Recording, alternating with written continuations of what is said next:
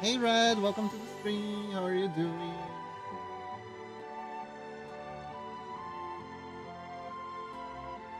Hope you're doing good today.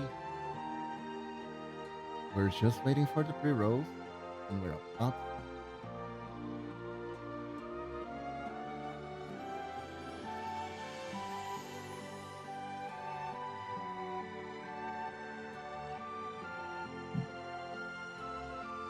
Ooh, speaking of which, I forgot to grab my water. I'll be right back.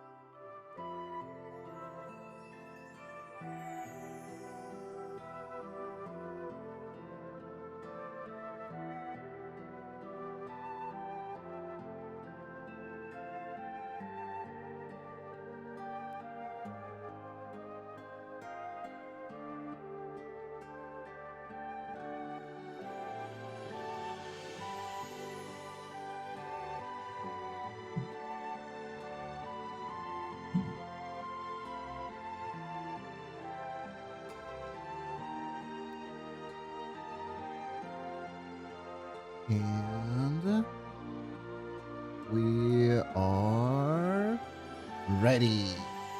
Hello everyone, how's everyone doing? Hope you're all doing good. Yes, yes, yes, yes, yes. Today, today, Rocco commissioned me to make some a string avatar pet for him. And I made this cute little Roomba. Very cute, very quirky. And also, we are making hats. We're making wigs. 15 in total. I have done. Let me pull up a note here. So first was Raku's hair. That one we're done. Technically, there's like a long hair part in the back, but unfortunately, String Avatars doesn't allow double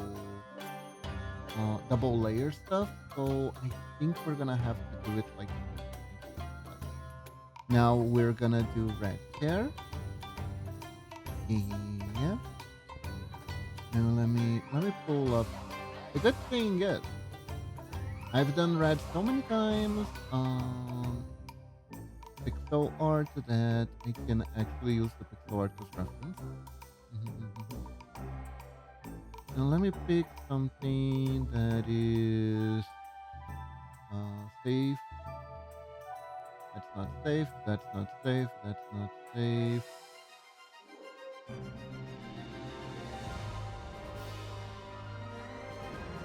This was safe.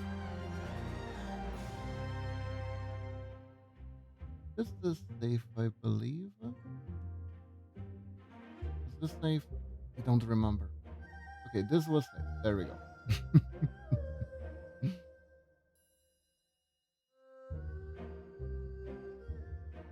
Not me being slightly paranoid. Okay, okay, okay. So, how do we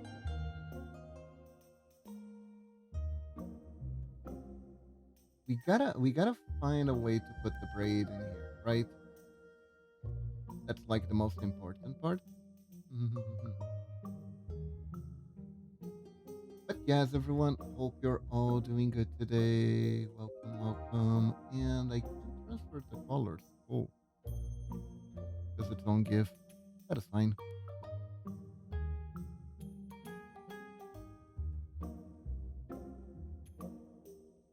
I can still remember how it is done.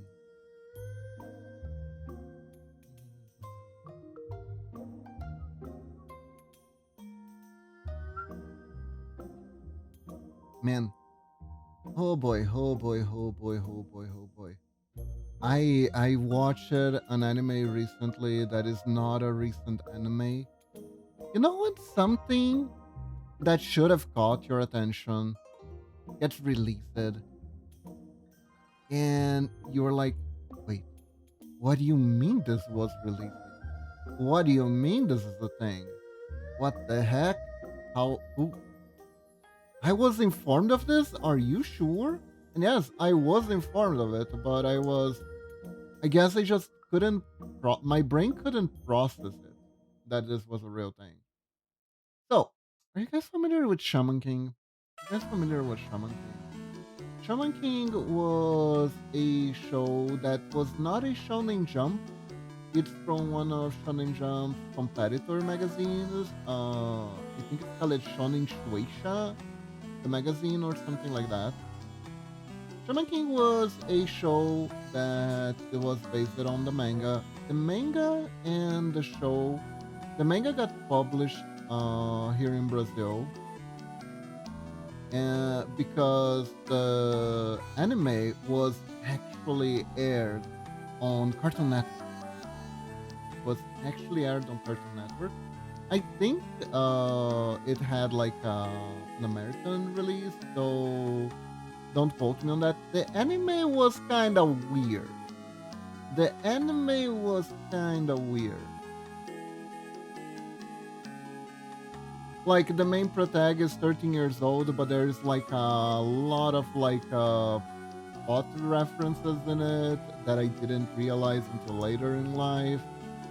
There are some really, really weird, sussy stuff going on. So honestly, um, I couldn't imagine it being released in the US without like some heavy censoring or editing, stuff like that, right?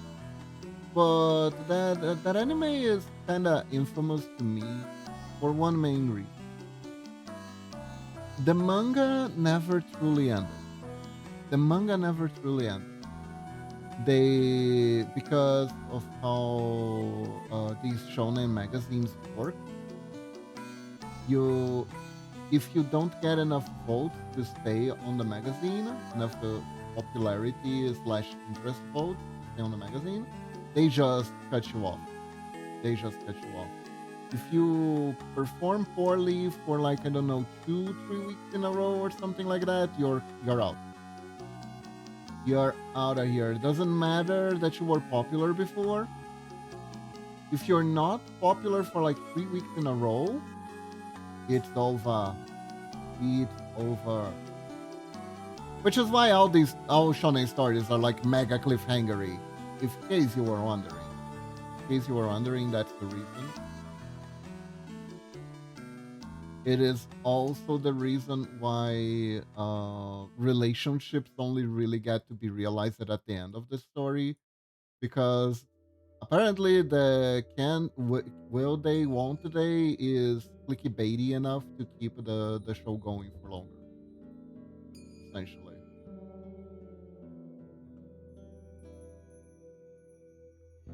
So Shaman King was a show that I really liked when I was younger, and then when I look at back, it's kind of like, wow, this is kind of fucked. And then something interesting happened. The thing that I noticed, however, was the fact that they made a Cliff Note version of the show, is the best way to describe it. Essentially, what they did was they wanted to give the anime the ending that the manga never could have gotten, right? Because it got your standard 2000s anime that the story caught up to the manga. So they made like an improvised ending that is not like really canon. And then later they released a PS2 game, and the PS2 game supposedly had the canon ending. Hello, Lunatic, how are you doing? Now, think about this. Think how wild this is. A manga had its ending published in a PS2 fighting game. Roomba! Yes, it's Raku's Roomba! Look at it. Look how cute it is. Look how cute it is. I even taught it how to jump.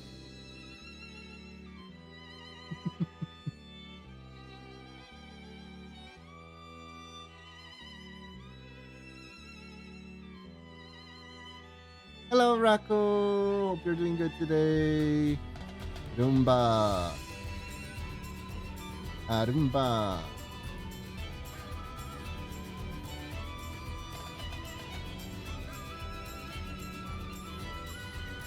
Its name is Fenty. Aww, that's a lovely name.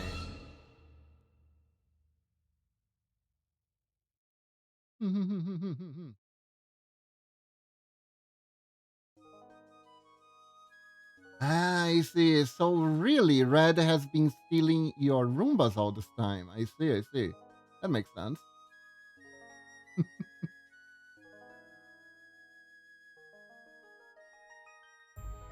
I love Roombas. They're derpy. I kind of wished I could get one, right? But I keep hearing bad reviews for them. They're very expensive around here. Unless you want to buy like one of those on Temu that doesn't actually suck anything. Have you guys seen the counterfeit Roombas?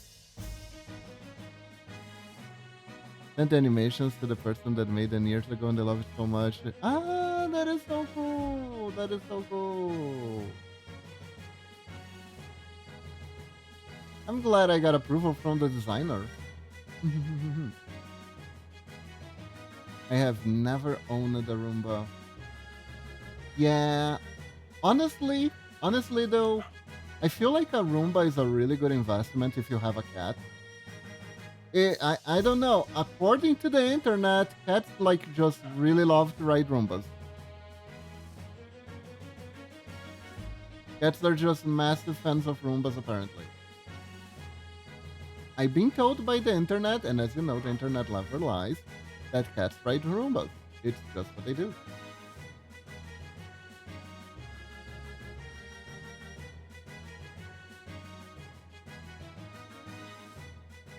But guys, have you guys ever seen the counterfeit Roomba? Basically, it's essentially those old. It's made as if it's one of those old toys, car toys, battery car toys, where it just moves randomly. There's like a little spinny thing attached to two wheels in the middle, so it feigns like it's moving around. But it's not. The trajectory is just being literally picked at random. Do we add elf ears? And are they metallic? Is the question. Do we add metal elf ears to the Roomba? I feel like we do.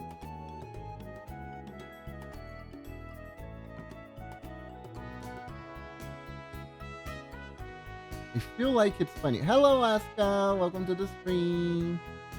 So we do that.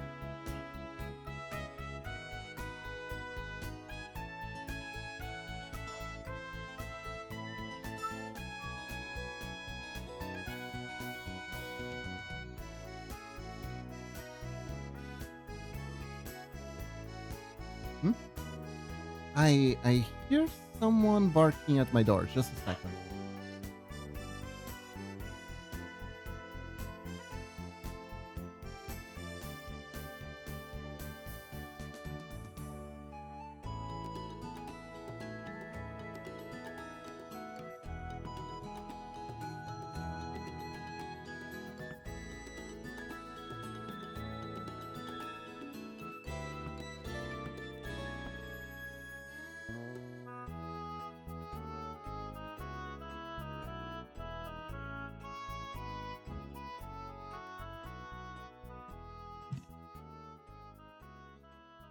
About that,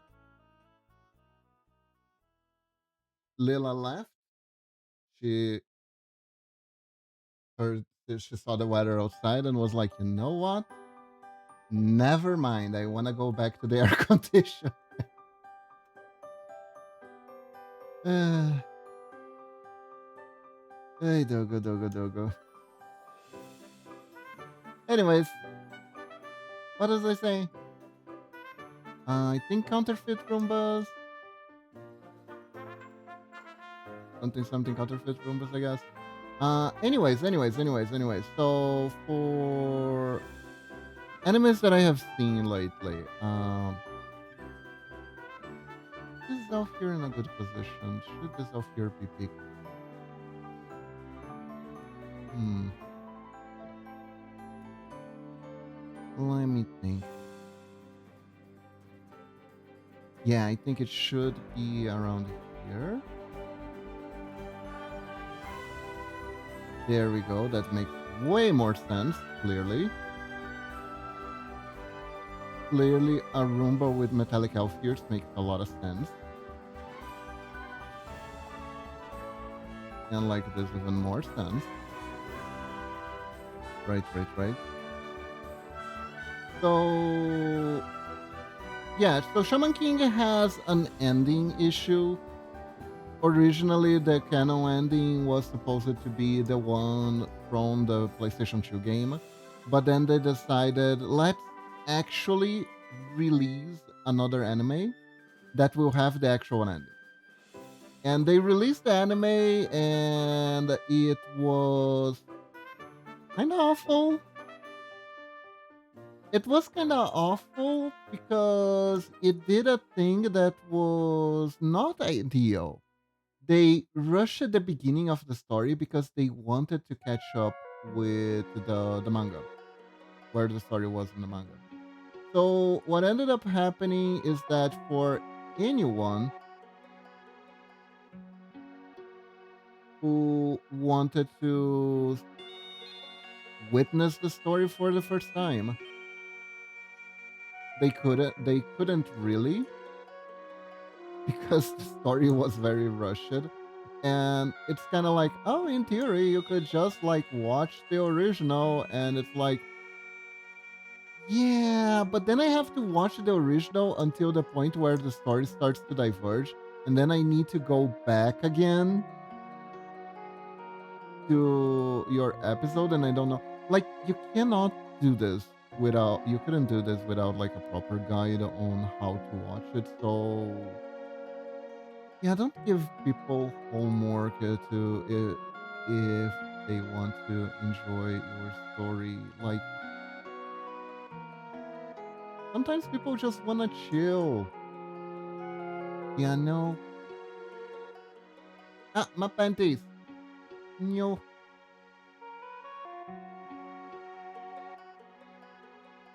So they released this. There is a new canon. The new ending is the ending of the show, which was definitely a weird ending. But it was an ending, and cool. Story is done. We can go home and rest now, right? Wrong. The real reason they made an ending to the story was because they wanted to do a Boruto. Their Shaman King's Boruto. They wanted to do a story with the son of the protagonist of the first story. They did. And so they did. And that's what I watched. That is Shaman King Flower is the name. Because the main protagonist is Khaled Hana. And the reason his name is Hana is very, very weird. For you see, this character was actually introduced in the manga when the manga was going to end, right? The author was like, well, at least I'm gonna give you a teaser of what I was planning to do. And in the teaser, basically, it announced that the main antagonist had won the tournament of Ultimate Destiny that would allow anyone to gather any one wish. But the protagonist was able to reform him, so to speak. He was able to incorporate his love for humanity on the antagonist, and the antagonist doesn't end the world with his ultimate wish of ultimate destiny, which was a thing on the plot because it was a thing on the plot. And he instead marries the protagonist's love interest, and they have a kid. And the protagonist's main love interest was Hana, and the antagonist was named Raoul, How, with an H. So the kid gets named Hana, which is literally just both names combined, but also means flower in Japanese, which is why the show is called Shaman King Flowers. Yeah, except that that's not the canon ending anymore. So he is the protagonist. He is the son of the main protagonist, who was named Yo, and now the name is just there. Doesn't have like that extra significance or anything. And that anime is doing somehow doing everything Boruto did, but worse.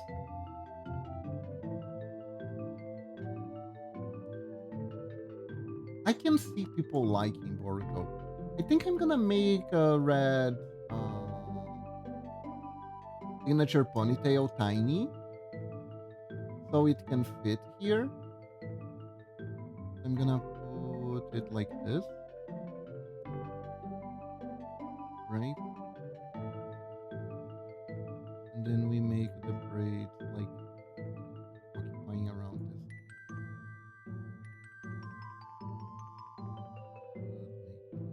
Kind of like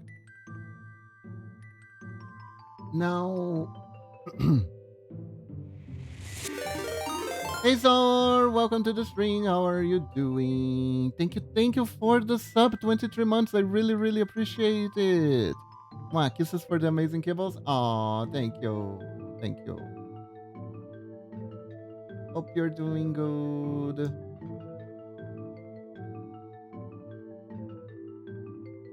But so. I'm doing great. How about you? I'm doing good. I'm doing good too. I'm doing very good.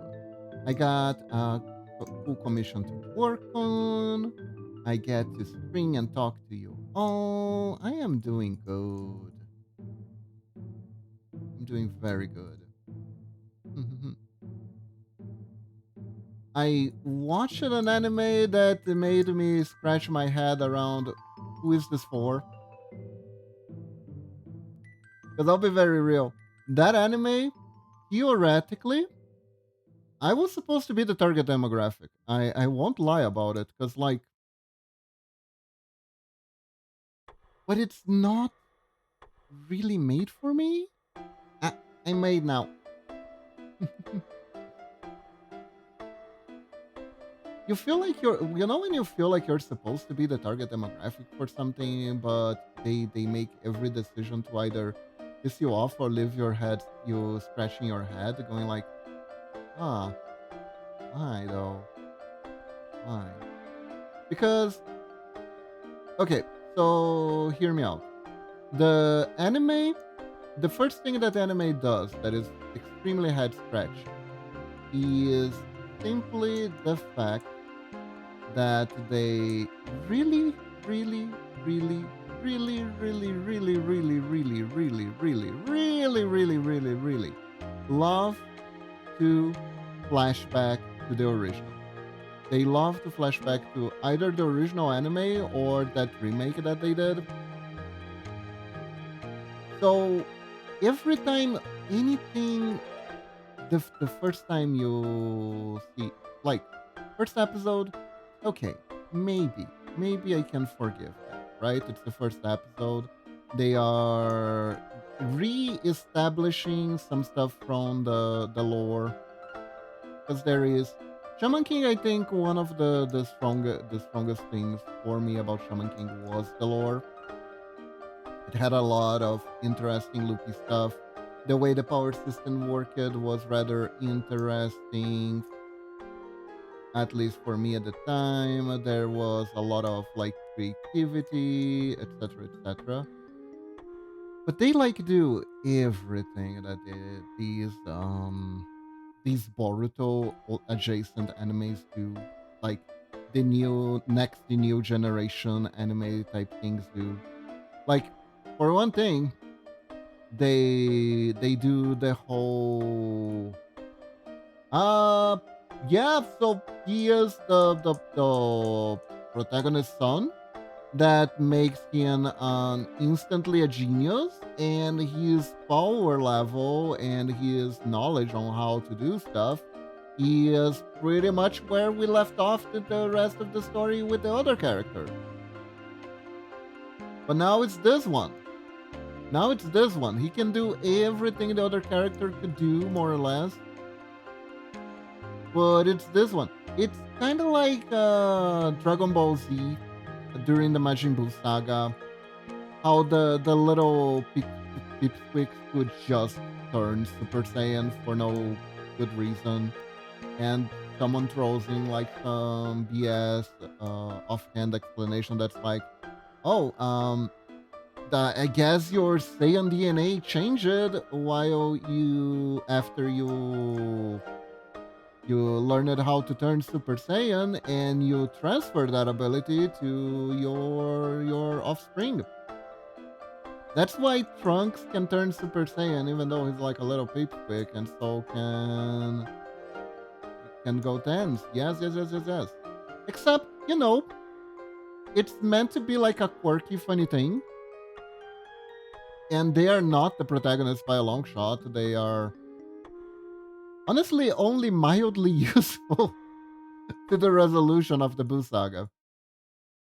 So you can kind of be like, yeah, sure, sure, sure, sure, sure. They're not like trying to override the story or anything like that. It's fine. I can forgive it. I think most people forgave it. I'm not entirely sure if there were people who were like super annoyed at it or not, but I now have understood about. Alright, Lord, thanks for dropping by. I really appreciate it.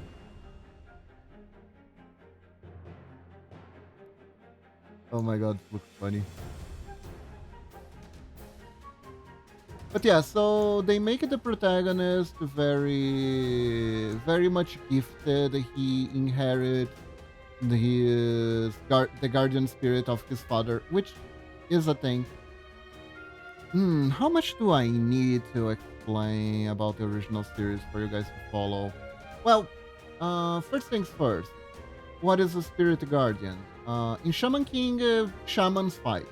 Shamans fight by bridging the world of the living and the world of the dead. They have special powers that they can use to summon ghosts and bring their power to the world of the living once again in several different modes. Originally, the only thing the protagonist could do in the show was he could put the ghost spirits inside him, and he could borrow their special skills. So the spirit guardian of the protagonist was a samurai. So while he used his possession technique, he could use the he could let the samurai talk. He could use the samurai's sword technique, right? He could do anything. He could do everything the spirit that he's incarnating can. That that's essentially it. That's essentially the basis of it. But then they decided to go a little bit more esoteric, and the show introduced a concept known as an oversoul. Now, the oversoul is where the show gets spicy.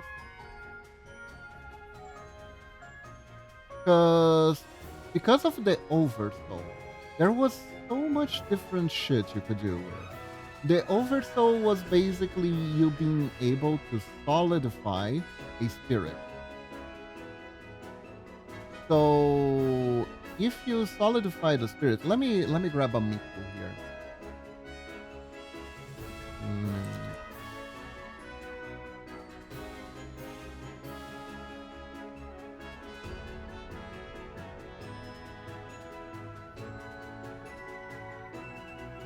there are many Mikus.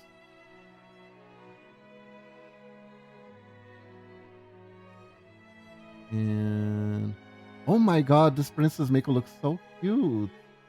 What the heck? Anyways,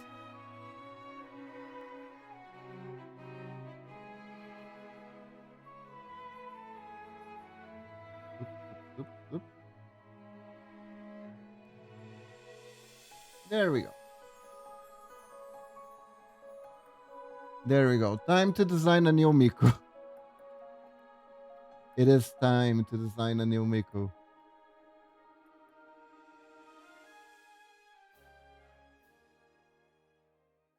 But yeah, so there were a bunch of like with the oversoul you could solidify the spirit. So that could mean several things. People used the ability to solidify the spirits in many different ways. For instance, the protagonist would use the solidification to turn a piece of like a piece of like wooden tombstone, Japanese wooden tombstone, into a sword that still had the head of the samurai. It didn't look creepy though. It was like a little willow wisp thing. It was a very cute willow wisp thing because even though he needed the power of the the spiritual sword to fight, he still wanted to ask advice for the samurai. And it turned out to work pretty good because he literally had a second pair of eyes to help him see the opponent's attacks and movement.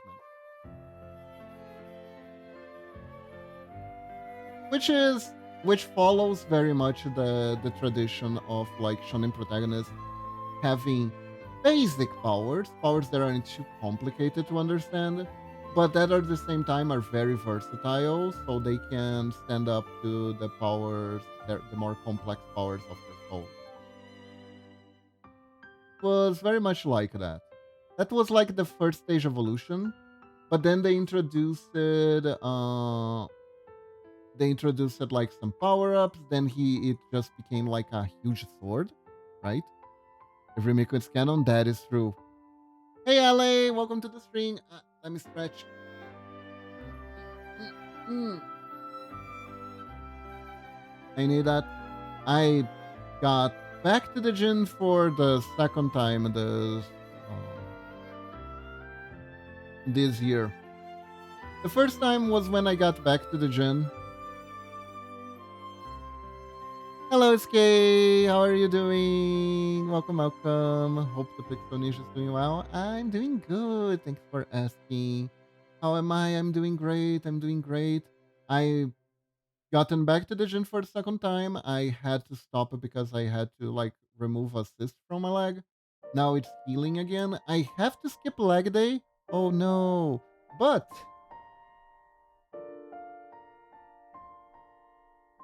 it's doing fine. It's one of those things like it's been healing super well, but you know when it's like, okay, it's been healing super well. Let's not do anything stupid to ruin that. You know, I'm like in that vigilant mode. But yeah. So, anyways, about Shaman King lore and Shaman King.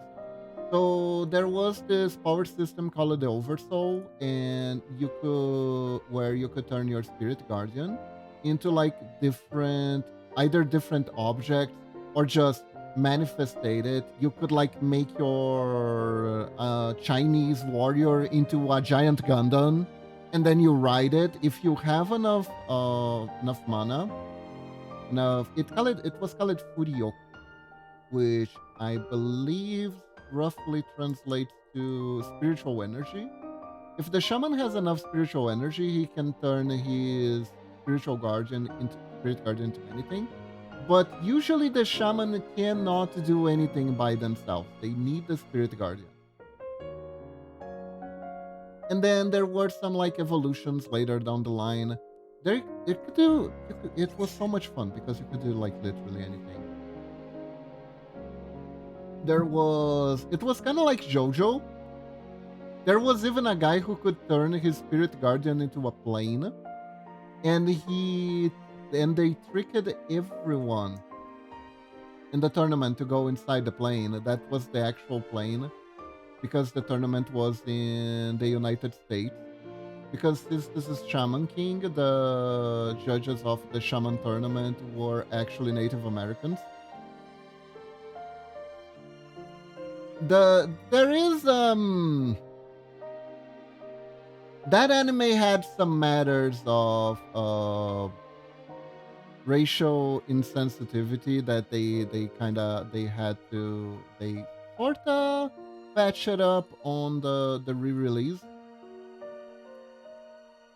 There is a character that is actually a main character that is African American that oh god, they did the thing that anime used it to do. They did a Mr. Popo on him essentially.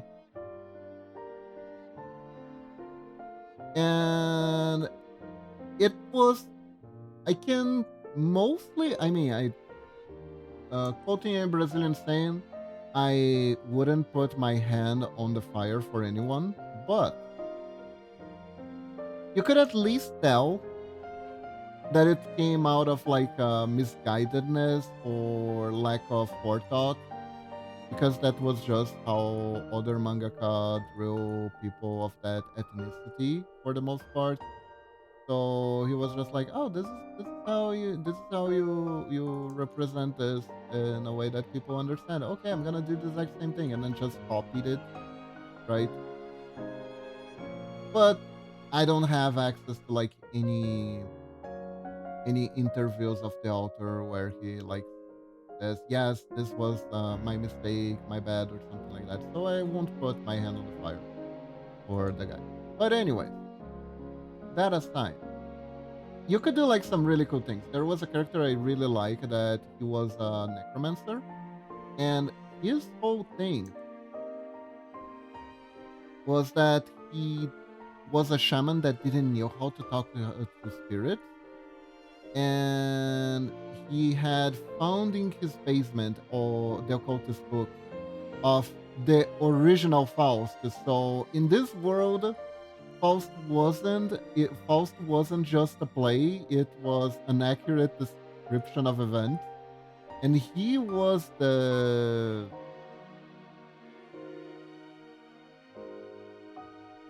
like the grandson of the original Faust. And he inherited a book of necromancy that Faust sold his soul for. And he used it to bring his dead wife back to life, quotation mark, because like he couldn't talk to her, she was very zombie-ish. but he would use her bones as the medium for bringing her back.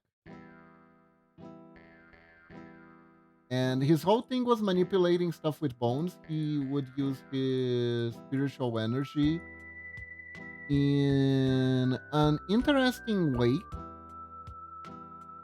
where he would only instead of like creating like a bubble of energy, he would only focus on the joints of the skeletons. So he could raise a bunch of different skeletons using very little energy according to the anime. And basically he would use that, and he would only use his full extent of his energy to bring form to his dead wife, and then that was like his main attacker, and he would use the skeletons to drain the energy out of the competition. The competition would be too busy fighting the swarm of skeletons to realize that, and only realize too late that they were practically a negligible threat. And then he would beat the crap out of them. He was a cool character. He had like an interesting strategy. He ends up falling for his own tricks though.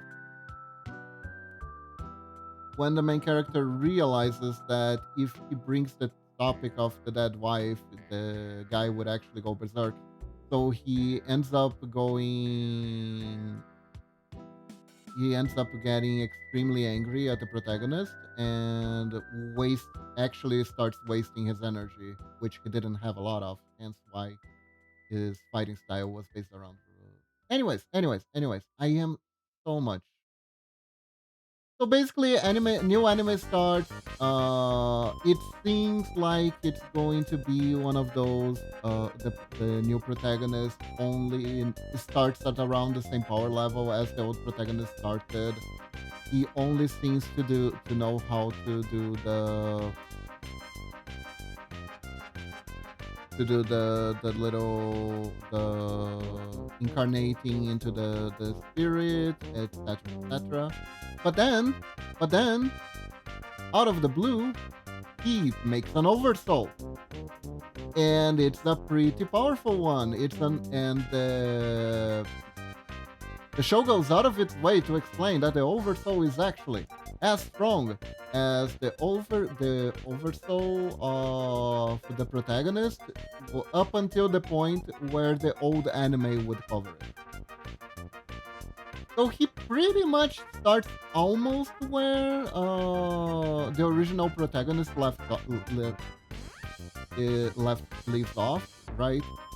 Kind of like, wow.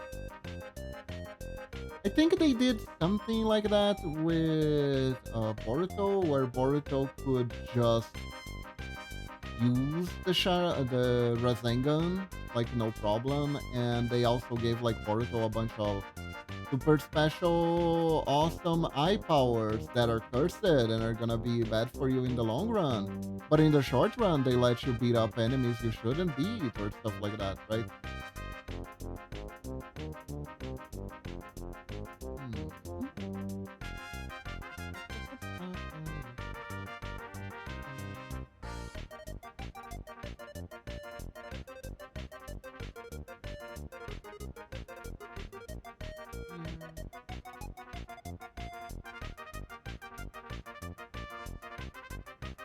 I'm gonna make it so it looks like the little the this side, the twin tails are on the other end.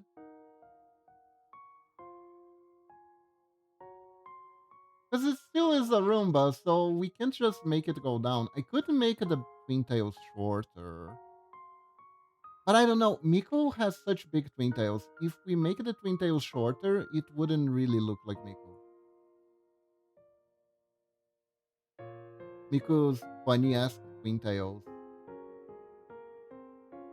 wouldn't look right. Okay, we're making it like this.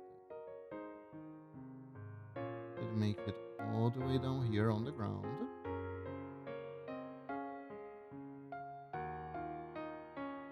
and we make it like this. And we really, really hope that Twin Tail doesn't get sucked in by the room,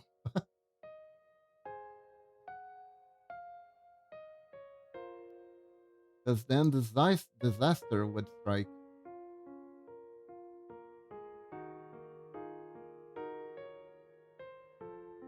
Now, at this point, I'm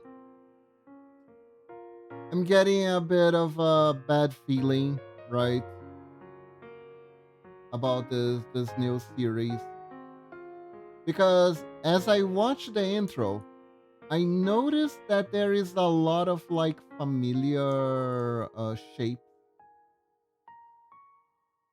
amongst the protagonists that are being shown in the anime, right? They're all familiar in the sense that um, it's like they're literally not trying to make a new design, right?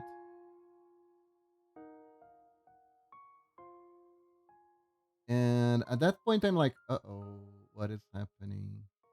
And I'm like, is this a Boruto? And it was a Boruto. I think it was worse than a Boruto, actually. Because you see, they decide to do this very innovative thing. Instead of making a story about a character that is likable, they decided to go a completely different route and make a rather annoying main character. It's a rather annoying main character that complains all the time that he isn't being challenged enough and that he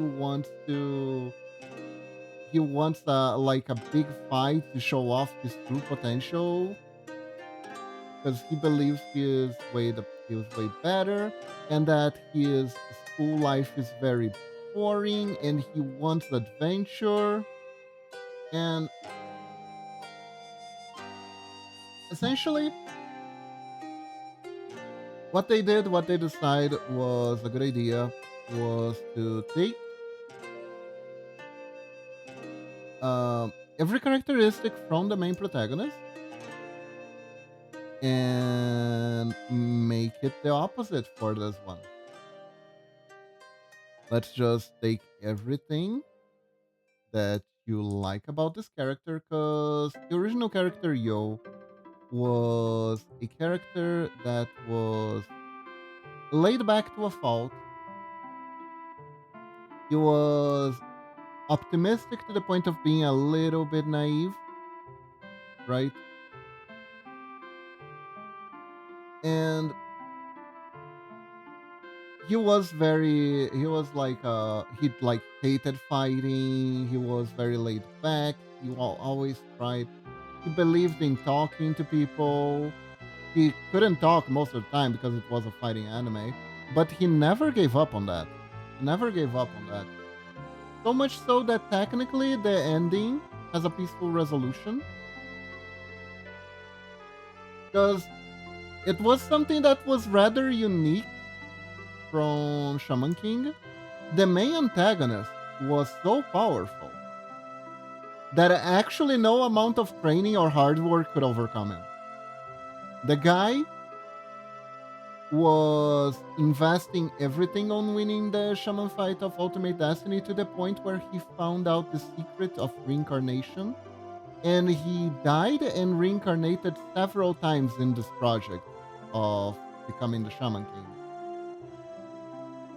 To the point where he amassed so much power and discovered the best spirit.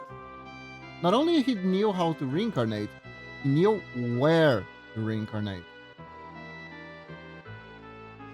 So he could transfer own the own shamanic powers of his spirit with the strongest bloodlines possible, and having access to the strongest spirit, he steals the elemental spirit of fire, and that is a big deal because in the show because it's like literally a part of God. He like steals the finger of God in order to be able to compete in the shaman fight. That kind of absurd power scaling. They do they do the thing where there's like a measuring device that measures shamanic power, which is hilarious. There's some alien shenanigans too. It is a very loopy show. It is a very strange show. Um, but all that was to say that there was no way for them to use force to defeat this guy. So instead, they recurred to trauma to defeat him. It was also it unfortunately it wasn't very well explained. But they defeat him in a sense. He still wins. He still becomes the Shaman King, but he gives up on the whole killing mankind thing that was like the main plan, as most of these animes were back in the day. So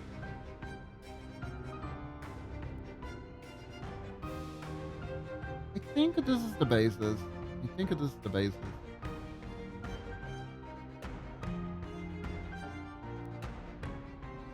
Let's add some good amount of shading.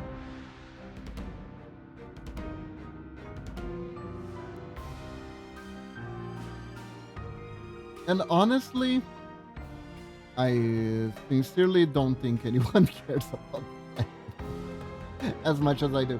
Clearly, they thought there were more people who cared because they bothered making a remake of it. But if I'm being very honest, I didn't like talk with a lot of people who liked it. Aside of like a bunch of my love Fujoshis because that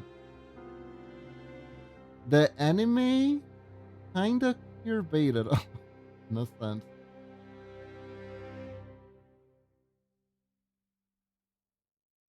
There were some weird moments that led to a lot of weird fanfic and fan art being produced for that show. That's all I'm gonna say. That is all I'm gonna say. And the new anime kinda acknowledges this. They keep making jokes about the rival of the main character actually they acting like they are boyfriend and their boyfriends or something, and then the actual girlfriend is actually jealous of them or something, and we're supposed to be like, haha, I remember how much the show had boy love following. This is hilarious, and I'm like, but I'm not really.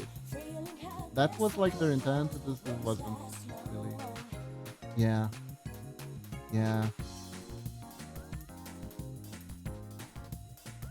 It wouldn't be much of a problem if everyone wasn't 13 years old in the original and in the new one, you know? Shaman King had interesting fanbase, at least.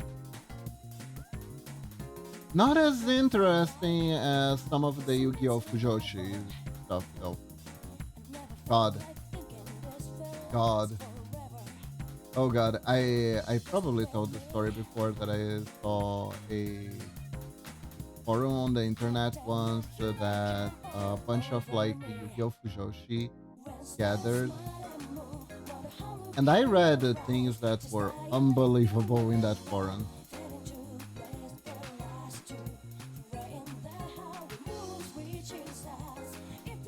Like Wivo under like someone discussing about Wivo Underwood being in full in full SM gear with a whip.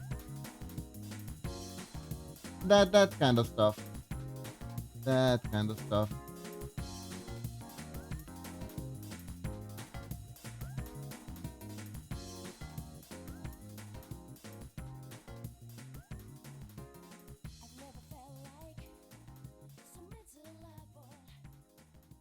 It was weird. It was weird. Hmm. Let's see. If Remake is canon, that is true. Actually, that is true. That was the basis of an anime. Actually, There was an anime with evil Miku, and she was very hard to beat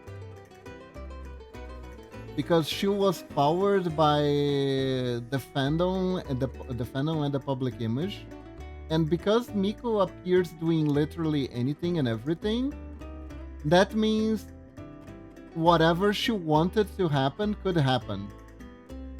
And people would be like, yeah, no, no, Miku can definitely shoot the Miku being, yeah, no, Miku can definitely turn into an alien at will. Yeah, no, Miku definitely has the sword that can rip through fate itself. Yeah, no, that makes sense. That makes sense. So she was unstoppable.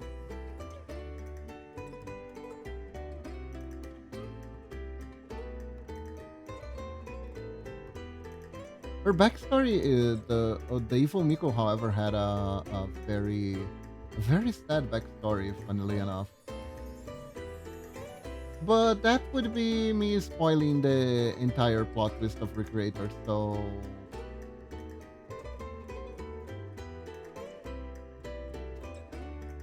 that is a good show, by the way. You should watch Recreators. Honestly, if anything, watch it for the intro music. The intro music goes super hard.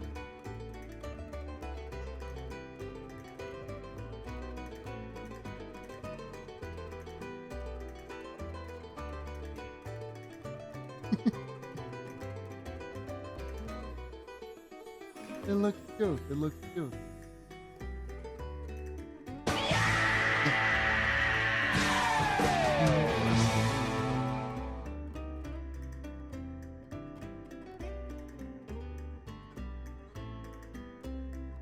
Have you ever seen Recreators, Ale?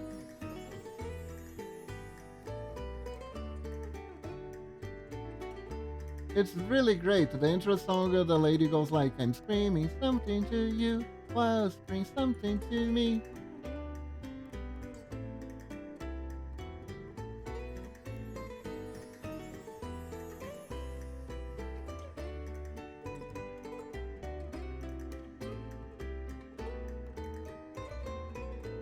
That show was very interesting. Basically, every character in the show is like a bootleg version of an anime character or a video game character from another property. And you can kind of tell at least where some of them are from.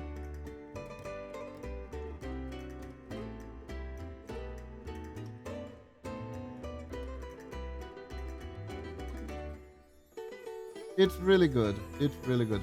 Highly recommend it if you have the time. The funniest part of that show, in my opinion, there was this one it was like a special recap episode. Goku hair, of course. I think I remember seeing like one episode of Chu of Shaman King. Oh. Did you see it on like on the television, or was it like in the site?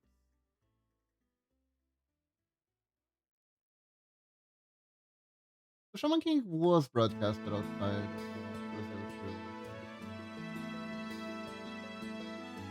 I imagine because it was Cartoon Network. Let's see. We need Goku. We need Goku for the Goku hair.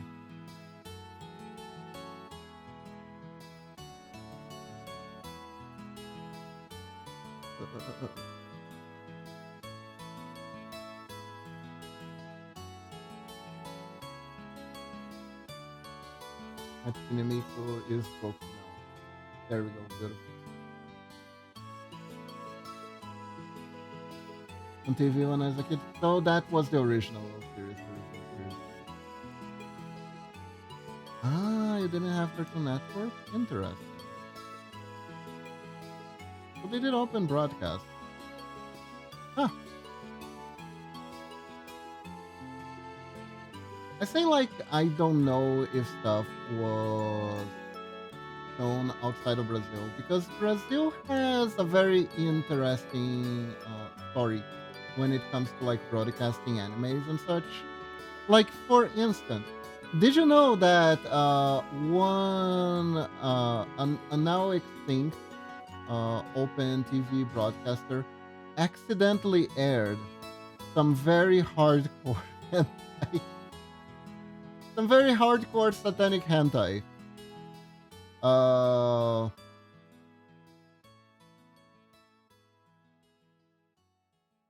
on live television. Not no, it wasn't live television, but like on open TV.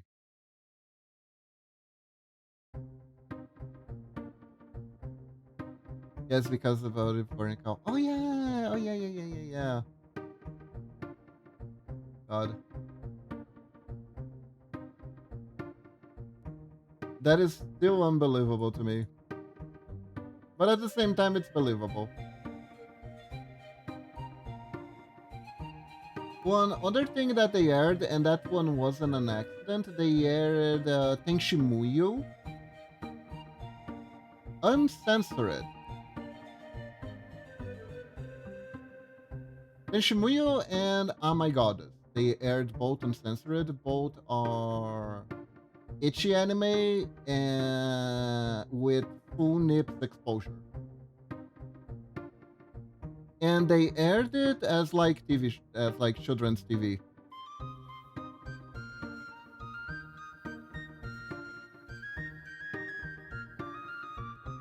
No one really gave a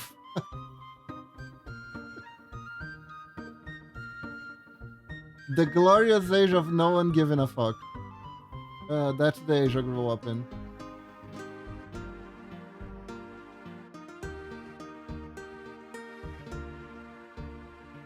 Glorious, glorious age of no one giving a fuck.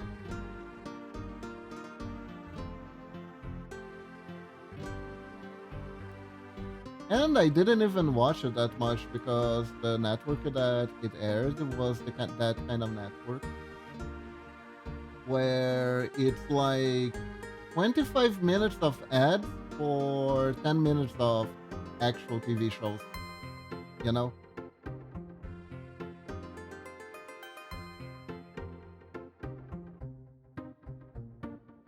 The age of whatever airs couldn't be recorded easily. Yeah. I remember I actually had like an old VHS recorder that my mom didn't use anymore. So I got it to put it on my. Oh God, I had a like those really tiny TVs, the really tiny ones where it's like barely bigger than the size of a Game Boy screen. I had one of those in my room. It was a CRT though. It was an actual CRT though. It wasn't like a portable one. I'm exaggerating on the size, but it was very tiny. It was very tiny. And I used it to play video games and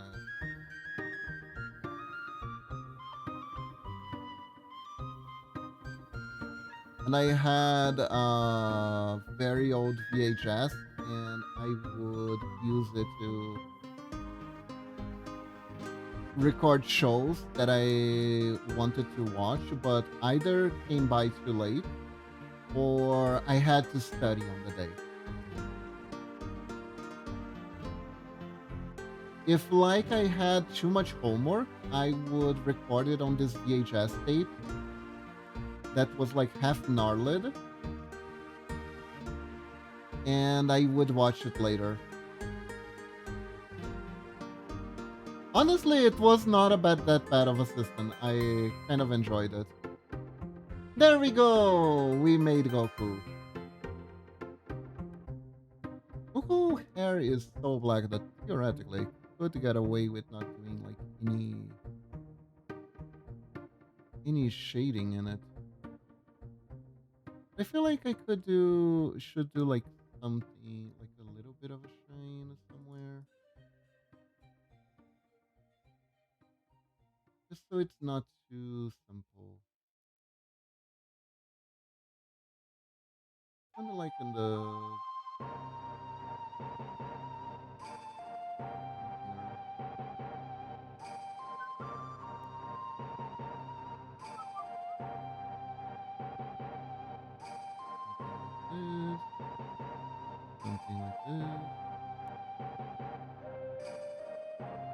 Man,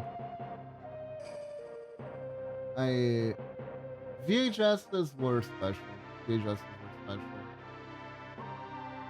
It was really funny knowing that theoretically you could ruin someone's wedding memories because you put a magnet too close to it. You could buy a very expensive piece of software, by the way, and thanks to the floppy disk, if you put it near a magnet, it would delete everything inside.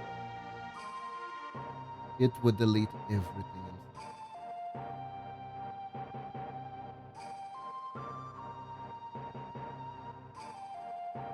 The being an OG hacker was so easy.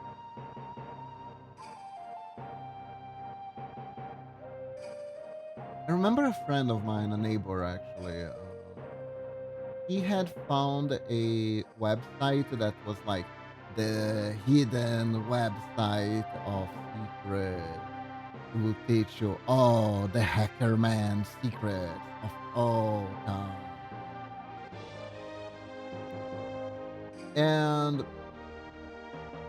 the Hackerman secrets of all time were stuff like you can take if you take back in the day when oh my god, now I'm showing my age. There was a time where you went to the arcade and the arcades had these little cards that you could charge up with credits to play, right? Uh, this was after tokens were starting to get outdated, so they tried to use these little cards to innovate. And they had the little magnetic tape. Now the website was like totally this is totally real. Apparently, if you put nail polish on the on top of the magnetic tape for those things, whenever you pass it through the card on a machine, it would register you as having the money that you charge the card with, but at the same time, it wouldn't be able to take away the money. So that basically created a card that with infinite credit was what the site allegedly said. Honestly, I think that one was bullshit. I think that one was bullshit, and someone was like, "I'm gonna make a guy waste $10 because he put nail polish in the credit card, thinking he got the hack source of infinite money."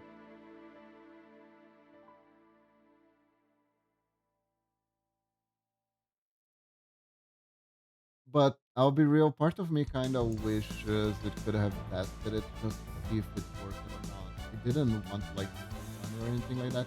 I just wanted to know because I'm 95% sure it's bullshit to this day, but I'll never be able to test it.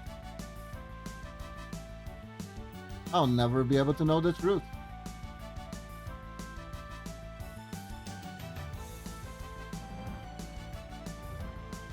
Because if that was true, it would have been like a fascinating overlook in the design of the thing, right? It's why I don't think it's real.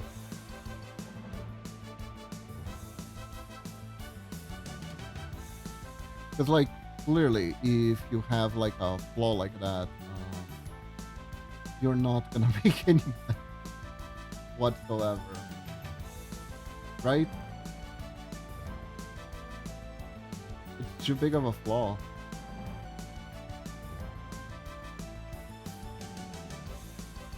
But maybe it was true. I don't know. The other one thing that it said there that I think was true, it was if you added the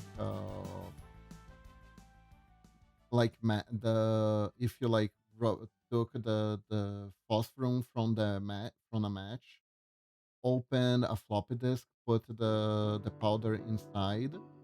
If if you put that floppy disk on a PC, it would catch on fire, and consequently, the PC would also catch on fire. That one was a very responsible thing to put on the internet, I believe. There's probably a little kid who, at the very least, got suspension because of that site. I'm sure. I am sure there was a little kid trying to show off their hackerman skills and set their teacher's hair on fire or something like that.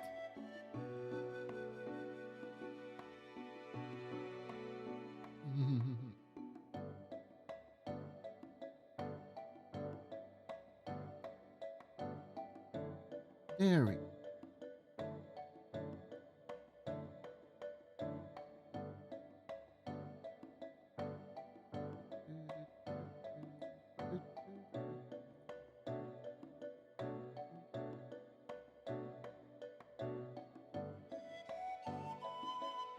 Once upon a time in a far, far away land, Dragon Ball Z was considered mainstream anime.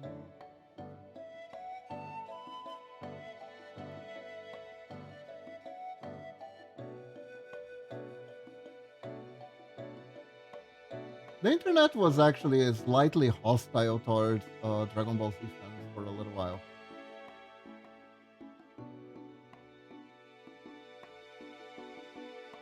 Ironically, particularly the role playing anime communities were hostile towards Dragon Ball Z fans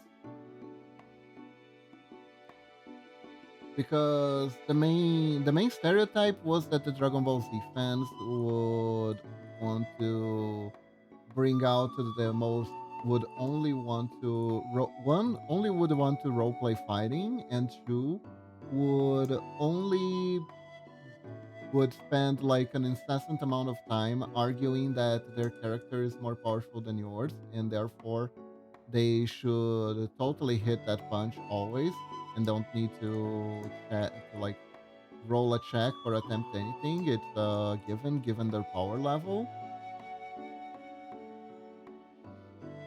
That was a thing. That was a thing. That was very much a thing for a good amount of time even.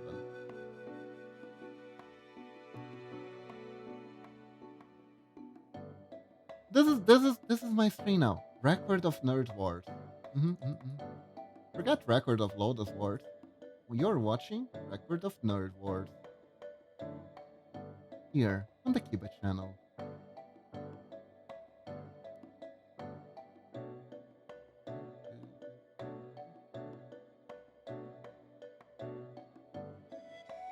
Then Naruto became the hot new thing, and people were like, "Ah, you like Naruto? That's such a normie anime. Don't talk to me until you have watched all one seasons of Elven Lied," which honestly is just collective trauma for people who like anime.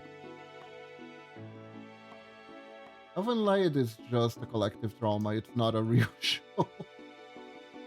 It's a collective trauma. Uh, oh god. I think that still is the darkest anime I ever watched. Elven Light's gotta be the darkest anime I ever watched. Not saying there aren't anime that are darker. It was definitely on the gorier for no good reason side. without being a horror anime, by the way.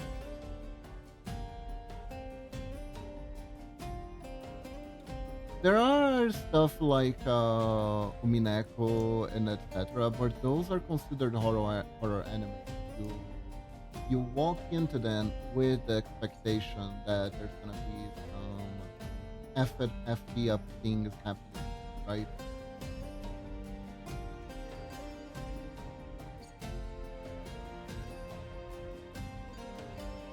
But that anime, good god, good god. You guys want a retrospective of Calvin White so you don't have to watch it? I mean, honestly, you don't have to watch it. It's kind of one of those things.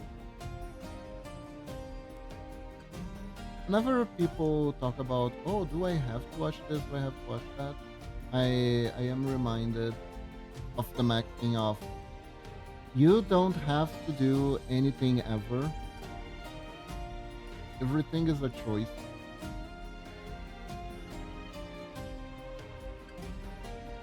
Especially when it comes to hobbies. It's a hobby.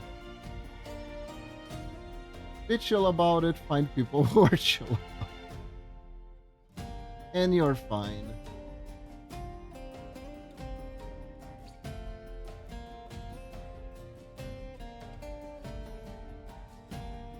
When I first started watching anime, though, I did incorporate the mentality of like, oh, there are certain animes that you should watch slash be aware of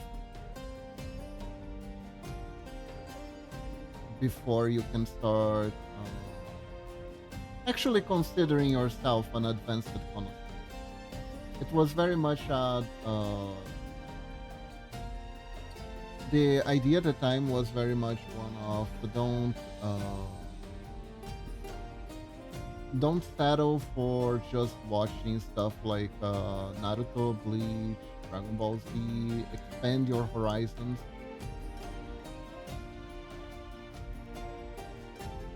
And there is more that anime has to offer than these shows. And I agree. I actually agree. There are a lot of great shows. But also, watch what you like.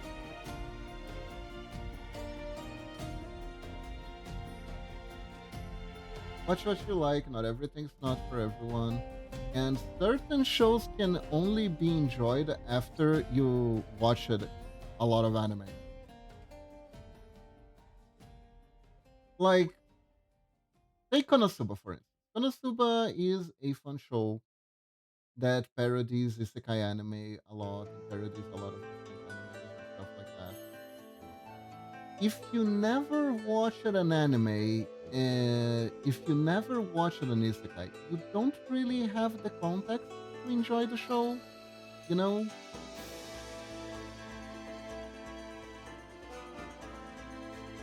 You really only get to enjoy Konosuba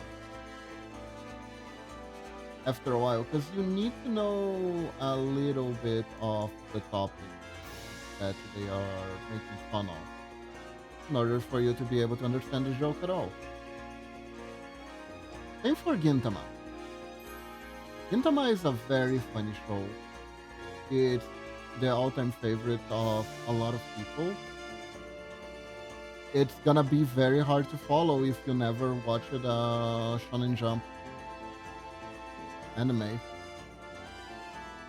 But like, you don't need to understand every single reference, but you need to have an overview of what they're referencing.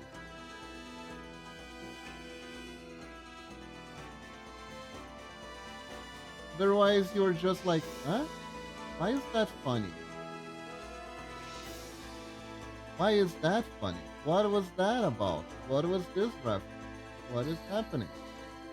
Why is he doing that weird that weird pose? It I feel there's a like a really funny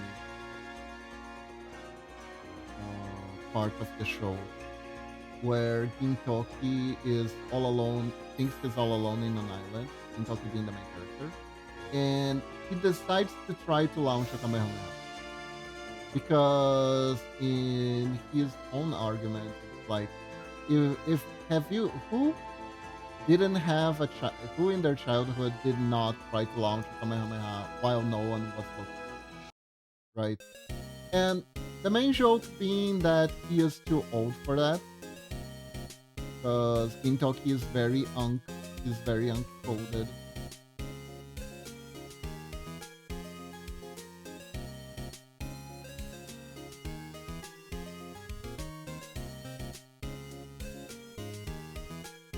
And it's hilarious.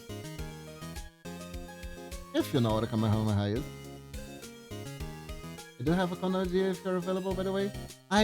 After I finish this commission, I am available actually.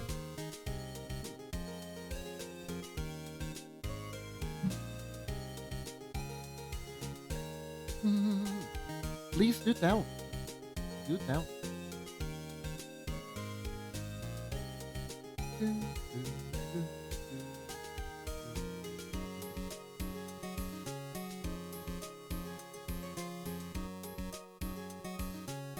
Ta-da! Silent in private? Okay, okay. Then I'll read it after the screen share.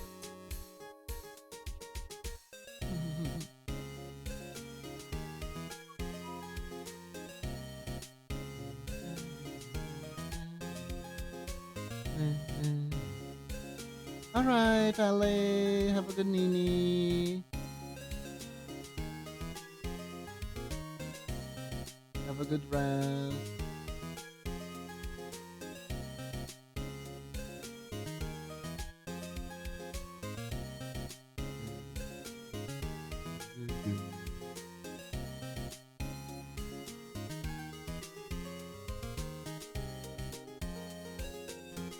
Man, the main and I am going on tangent after tangent after tangent after tangent after tangent. Because maybe I should write down what are my feelings on Shaman King Power does. But I'm gonna try to sum it up the best way possible. What watching the anime felt like. Essentially, it felt confusing. It felt very confusing as to why they thought it was a good idea to have so many flashbacks in the show, why they thought the protagonist's personality was that good of an idea. Although I won't pretend I don't understand what they were going for, I just feel like the fact that the show only had one season and ended in 13 episodes in a cliffhanger that obviously showed that they thought they would have more time to tell the story, right? Shows that their choices were not good. They didn't make good choices with the script. They didn't make good choices with how they went about it. They it felt like they didn't really understand who the show was for. Because if the show was like for a very hardcore Shaman King audience, right? It shouldn't have so many flashbacks because they already the here's how it happened. They make a reference to something that happens in the original show. Then they cut to a flashback showing in detail the thing. If it was like a for a hardcore audience, the hardcore audience would be like, "Hey, I think I remember that thing," right? Without the need of the flashback. And if it is for like new people watching, they wouldn't have watched the original show. So the clip where that thing happens in the past doesn't really translate to a clearer understanding of what's going on either. You know what I mean? It's like every Family Guy cutback is actually a flashback to something that happened in a previous Family Guy episode instead of being a joke. And you have to have watched Family Guy since episode one to understand why it's funny. That's how it feels. That's how it feels. That's the best way I can describe it.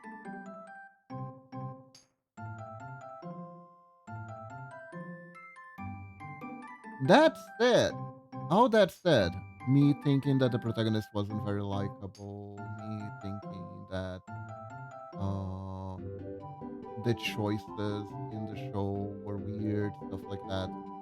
Uh, that they included some weird, inappropriate stuff there. The fact, ugh, there's just so much stuff. There's just so much stuff. But even after all that, part of me kind of wanted to keep watching because I like the lore. I like the OG lore. I like the power system. I like the way some of these characters, some of there were characters that were not completely unlikable, and I kind of wish to see if the main reason the protagonist was the way it was what I was thinking. Because right now, I think there is the manga. You can read the manga in theory.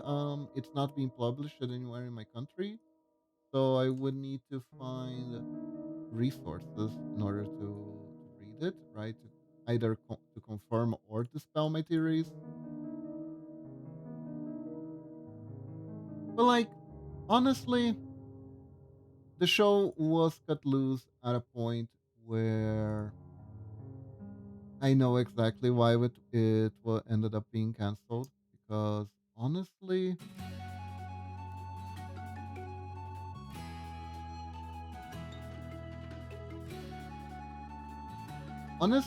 like, oh yeah,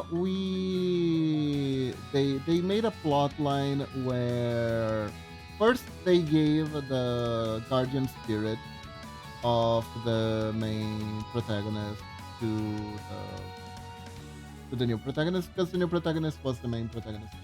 So it makes sense that if the father wants to keep the son safe and out of trouble, he is going to rely on his own guardian spirit to keep him safe, especially after he got like a secondary guardian spirit in the show to help him out too. So it makes sense that he would give him his primary guardian spirit, right? So then the show makes this whole plot line where they take it away. They take away. They're like, no, no more guardian spirit for you. You are guardian spiritless. All you got is this edgy Oni summoning power that actually kills you instead. Deal with that. And then he couldn't deal with that. He couldn't really do anything with that because the Oni power literally kills him. And then he goes to hell. And then he finds a finds a Japanese World War II pilot to be his new guardian spirit. And there is a scene where he, a 13-year-old, is literally getting shot inside the plane by said spirit. It's like extremely shocking. It's like extremely shocking imagery. Extremely shocking imagery and which is why I don't know who this show is for. Because the protagonists are extremely young. But the topic at hand is like rough. And at the same time, they're trying to be cutesy with the design. There is one character that his hair looks like poop. So we have poop hair jokes. World War II Japanese pilot in Pearl Harbor. And what the hell is the tone of this show? What is happening? What is happening? What is the show anymore? And there's also a giant horn, and the main antagonist of the show was a kid who spent all their money to okay. So The show has like some really, really, really, really out of the left field, edgy stuff. There is a plot line where apparently the main one of the main antagonists of the show is literally a kid who thought that life was meaningless. So they tried to become a Yu-Gi-Oh player essentially. So they spend all their money to build a deck that they thought would be a deck. Then they decided to compete at a tournament, and they get washed out. They get completely blown away on their first tournament. And they were like putting all their cards literally into being like, this is gonna be my reason d'etre. This is how I'm gonna find fun in my life. This is the only way I'll validate my existence. They lose. They lose first. They lose immediately. They wasted all this money, and they put I don't know why, but they put so much stock into this being their thing. This is how I find my personality, right? So they literally just tried to jump off the school building because they lost the tournament, and they felt hollow and empty. And that's when they get stopped by Cypher Bill. The Cypher Bill is in this anime.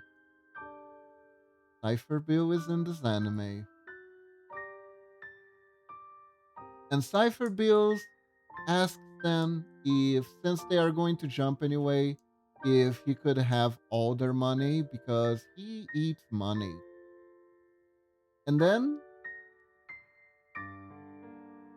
the kid makes a pact with Cypher Bill because Cypher Bill is a homunculus that is inhabited by the spirit of capitalism. And he literally has the power to make anything into reality. He can spit out trading cards with effects based on how much money you spent. You can stop time with his power, but the amount of time you can stop is relative to the amount of money you pay him. You feed him. You have to feed him enough money to stop time for a certain amount. And you can get the cards in advance to activate all sorts of quirky, amazing powers. And apparently, stopping time was the kid's favorite power because they are apparently also 13 years old, but they have the body of a 20 something because they kept stopping time over and over to do shit. God knows what a 13-year-old wants to stop time to do. Let's not ask ourselves questions we don't want answers. But it if I sound like I'm rambling incoherently, that's because that's the anime. That is how the anime is.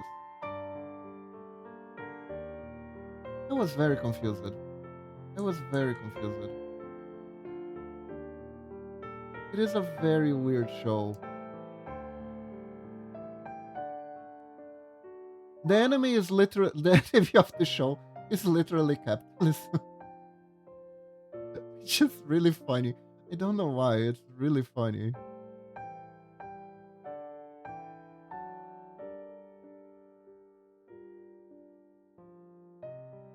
That's one hell of a plot. That's all I'm gonna say. And also, everyone is okay with working with the old villain of the first series. Even though nearly everyone considered him to be extremely unstable, everyone is fine now. Yeah.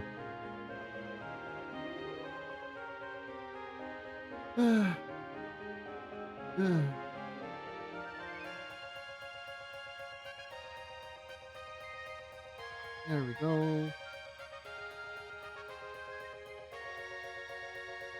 Now for the next one, only for Golden Room, but that is fine. That is something we can set up.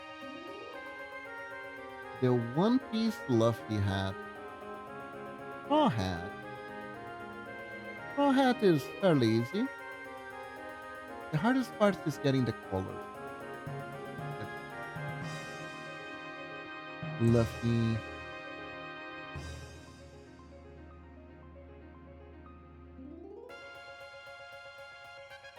Let's see if we get a good image.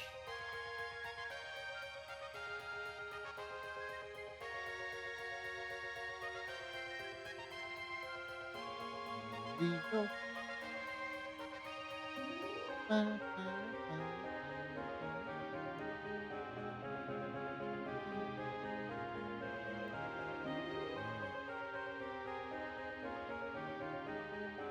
Yeah, this is a good color.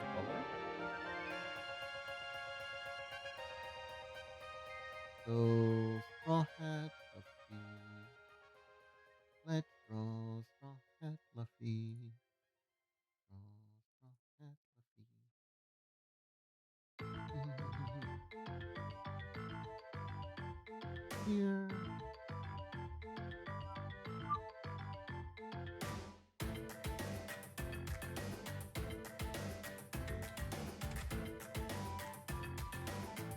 Very good, very good.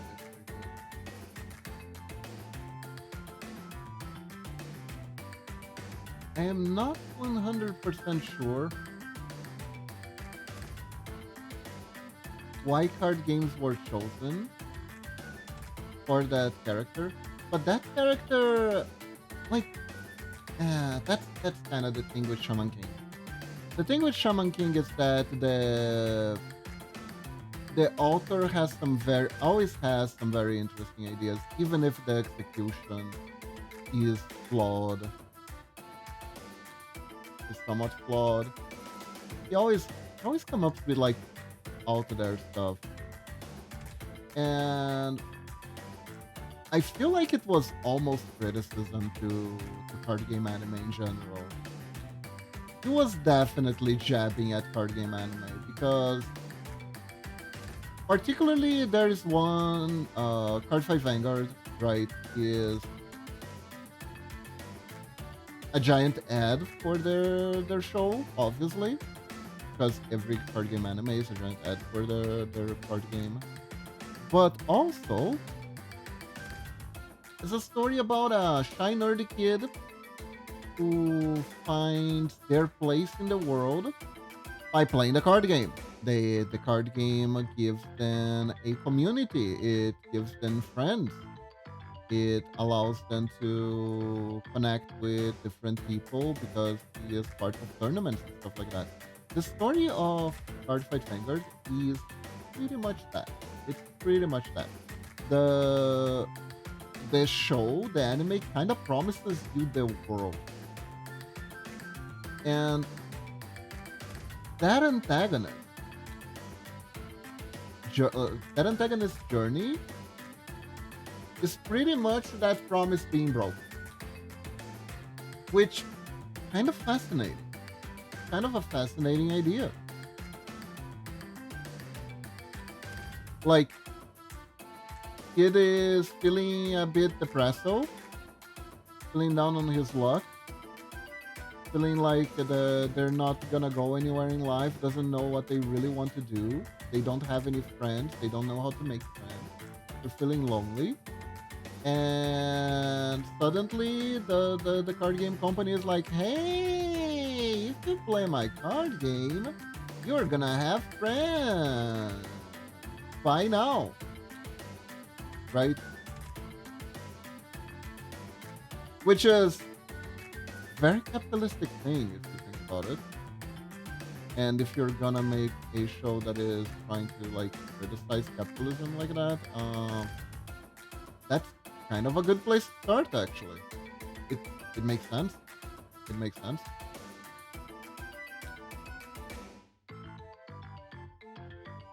So it has these moments where it's like the smartest thing ever, and then it goes back to being the dumbest thing ever.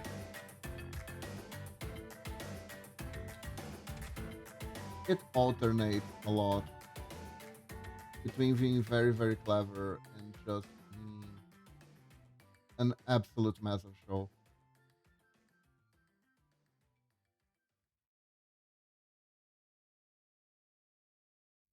Which is kind of why I wish I could watch more. The original was a little bit like that. It has its strong moments, it has its not so strong moments. Has a few good wisdoms here and there. Has some less good wisdom, less than wise stuff being said here and there too. And not please don't don't make me talk about the problematic stuff. The problematic stuff is too problematic. Oof.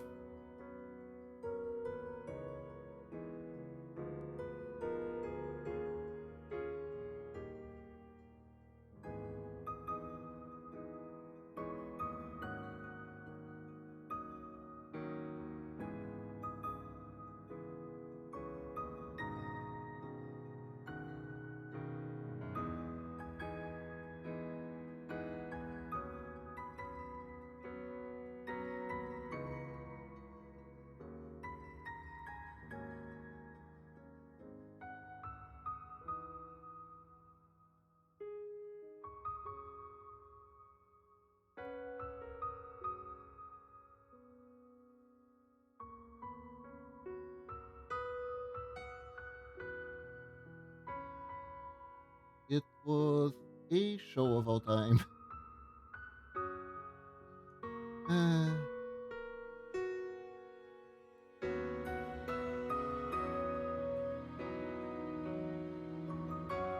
Not that anime having Stussy stuff in it very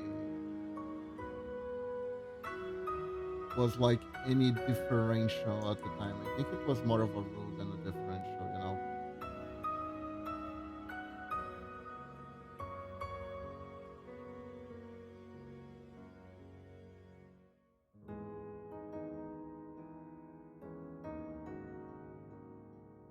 Like I I could spend here all day listing all the sussy shit that was in Sakura freaking card captors out of everything else.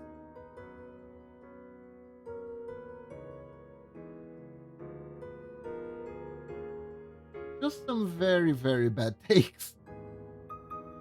That show had, unfortunately, some very, very bad takes.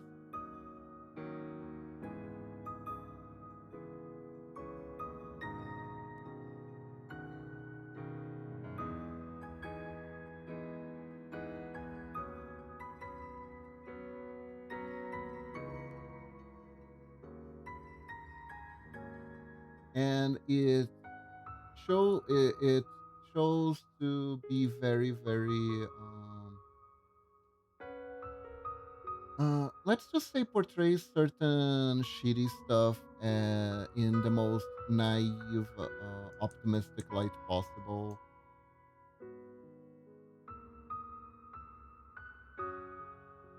There was a grooming subplot in that show. One of the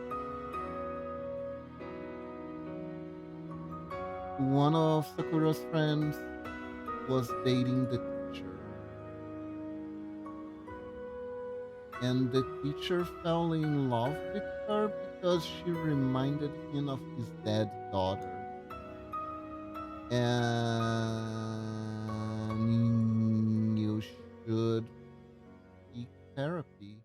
You should seek therapy and not students. But this was portrayed as like a romantic thing, right? Instead of being like a ghastly thing. Because he was going to wait until she was old enough. Yay.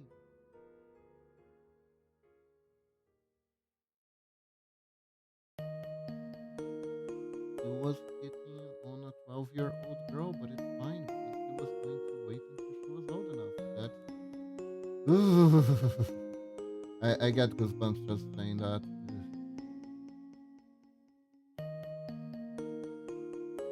You see these things when you're young, right? And then when you get old, you're like, oh, oh no, oh, oh, ooh,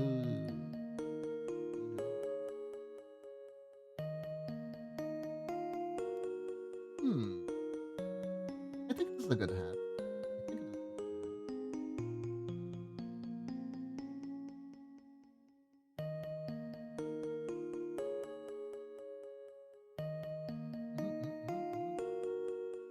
Now let me see here. I still need to make it the golden Roomba version too.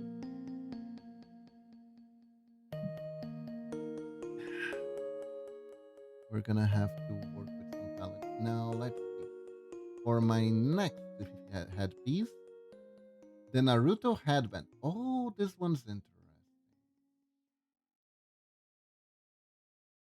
This is very interesting because where do I tie it?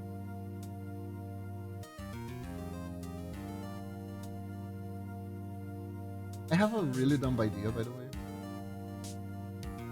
It'd be really funny.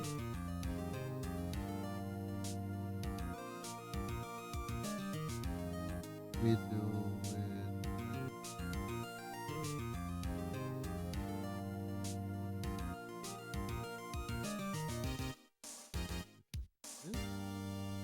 Let me get the ref.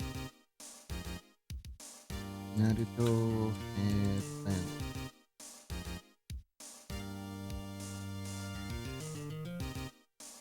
So clearly.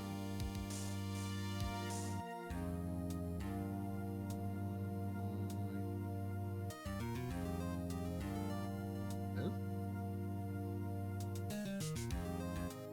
There we go.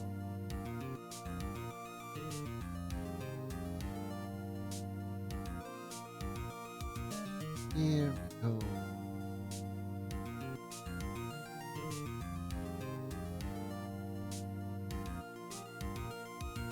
And by the way, the main reason why I talk about random stuff like this is because honestly, I'm just trying to make sound. I like talking about these things, obviously, but I am trying to make sound. I know some people say they like my voice. Some people actually listen to the show to fall asleep while I am drawing. They like to hear me talk about like random topics and fall asleep to it. Hmm. Now, how do I make the leaf?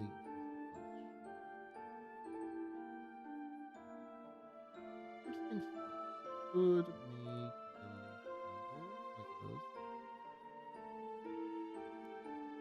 symbol like this, kind of like this, and then we put the spiral, and it looks like shit. Hmm. Pixel art, pixel art is tricky. Pixel art is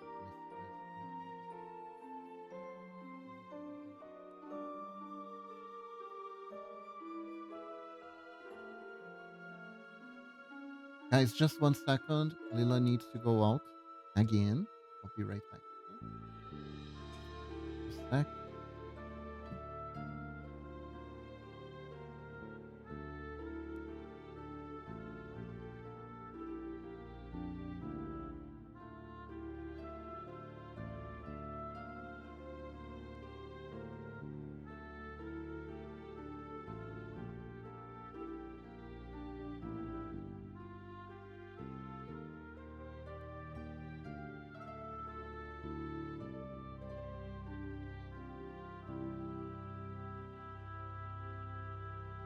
And there we go. No, Naruto is actually an interesting show to talk about also because I was complaining about how the Shaman King kid from Shaman King Flowers wasn't like a very likable character. I didn't really elaborate on why. Basically, one of the reasons why he's unlikable is that he Shaman King is kind of a shooning anime. It has lots of fighting, lots of different powers, a lot of like weird fighting systems, and I'm back and I'm still on the BRB screen, and now I'm actually back. Uh, Professional streamer 10 out of 10. But despite it all, the protagonist has like it's kind of like dry, right? As the he, whenever someone says something that is very fitting of the anime, because it sounds shooning, because this is a shooning anime, the protagonist will actually like call them out and be like, "Oh my god, what you said is so cringe," right? And it's kind of like, but this show, the original show is like this. Aren't you? Aren't you supposed to be like trying to appeal to the original fans? Why are you making fun of? Why is the protagonist making fun of the original fans?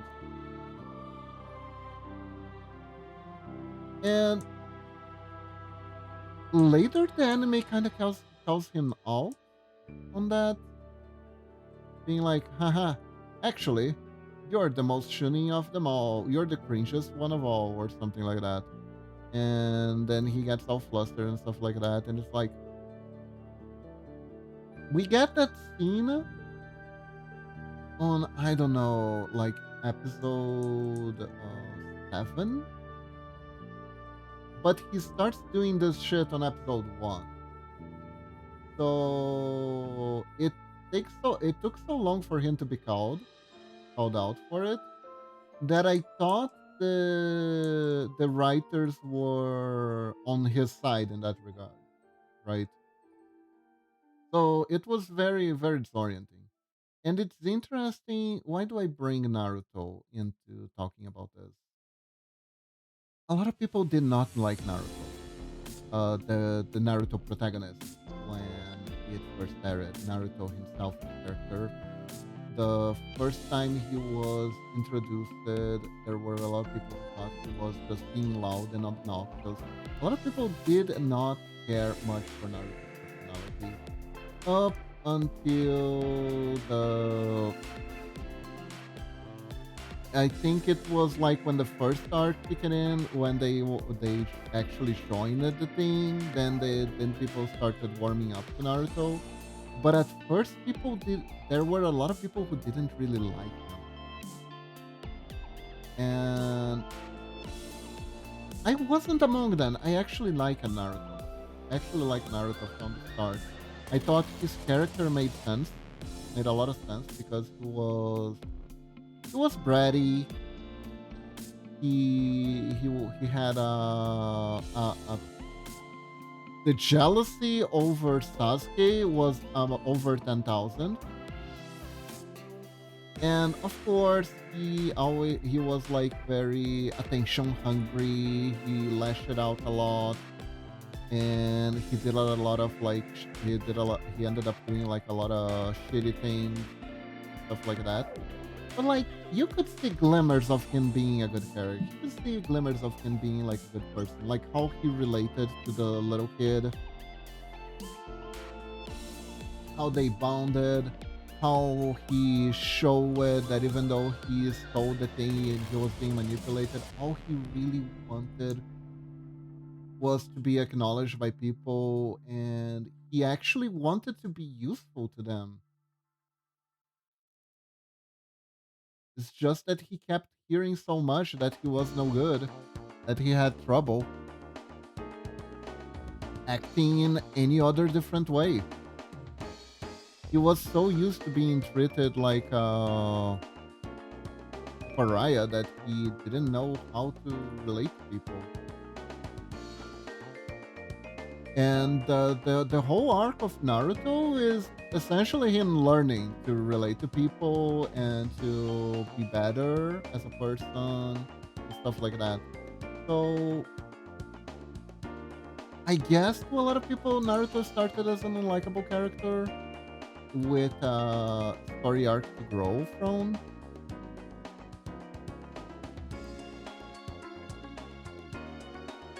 And I firmly believe that Flowers was trying to do that with their protagonist. There's a lot of time that people are like, "Oh, he's very talented," but also he's kind of a spoiled brat, and I hate. It's very hard that like even the characters in your show don't really like your protagonist very much. It's very sad, actually. But yeah, I understand that the idea was that, oh, he is gonna start out kind of bad, but he's gonna get better eventually. But I feel like you should give the audience, if you're gonna do it, you should give us a glimmer of what the character is like when he is being, when, how good of a person he could be if he got over his things. Like, give us a glimmer that there's more there. There's something there. It's there. Like, guys, trust me. Trust me. It doesn't actually suck. There is. Show us that there is good in there. It's hidden in there, but there is good in there. Don't have people talk about how awesome he could be. Actually show. Actually show.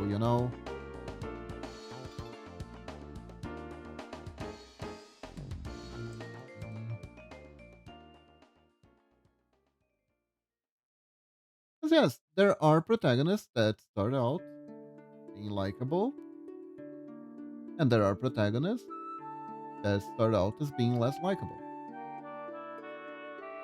Stories about people being who are kind of pieces of shit becoming better people. I think they are valuable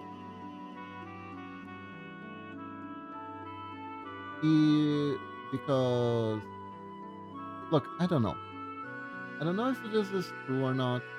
This was something as a comic book shop kid. I observed it a little bit. I observed some,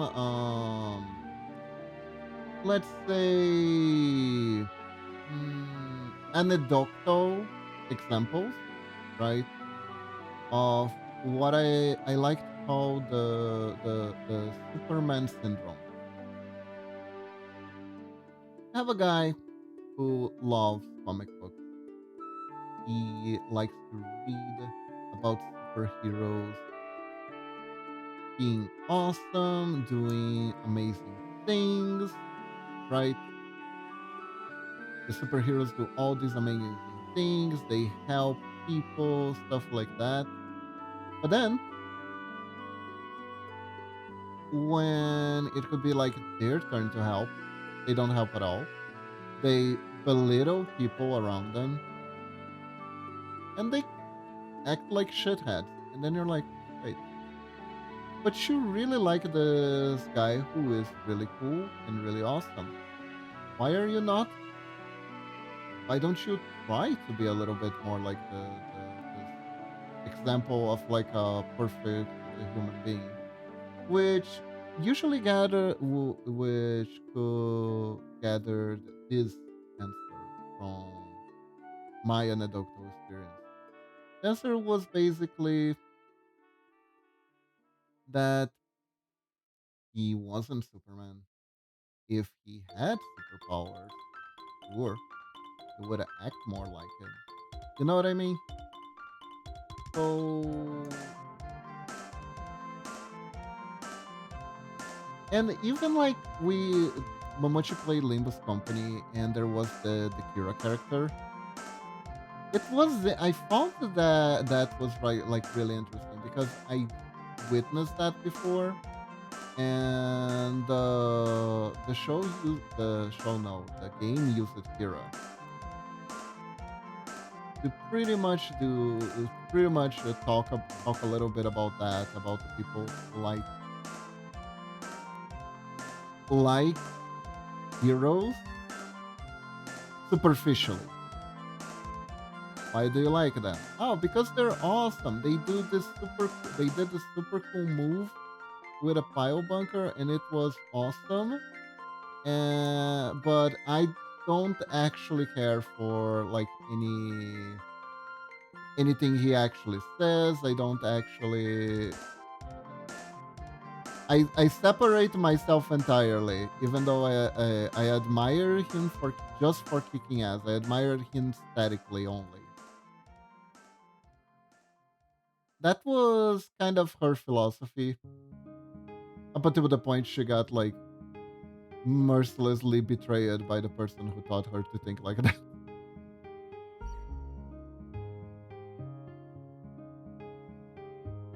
Which must have hurt in more than one way.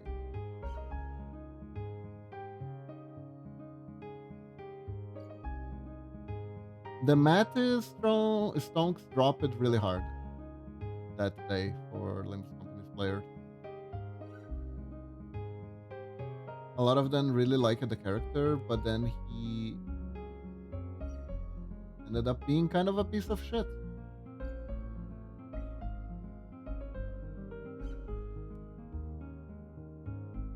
Who was willing to betray others for like just to get a little bit of an advantage in a fight. That was like by the way, that was like a super good villain move. Honestly, like the writing of Limbus Company is, mm, it's so good. It's so good.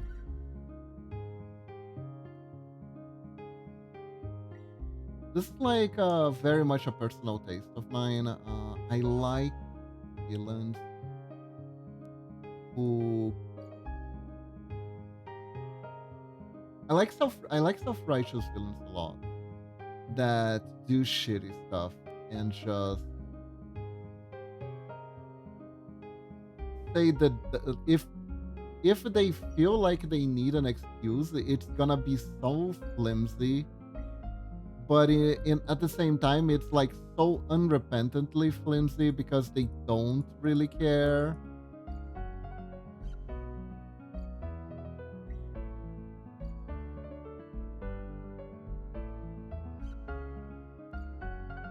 Because the guy was just like, oh, my student he asked the student to block the enemy, to hold the enemy down a little bit, and then he just stabs the enemy through her,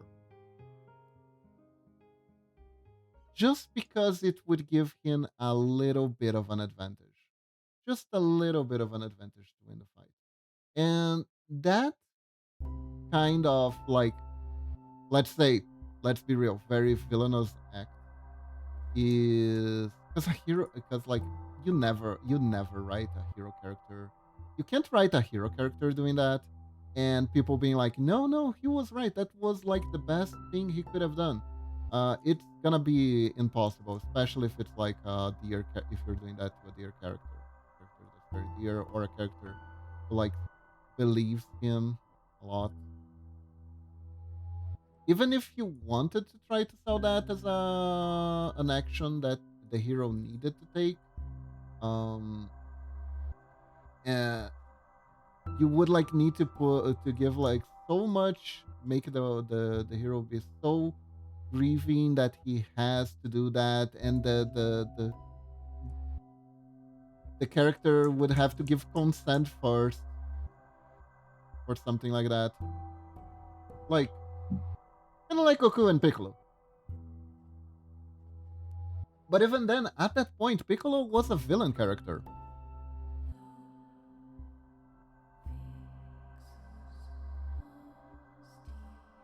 And even so, in the BZ, like you can theoretically raise the dead.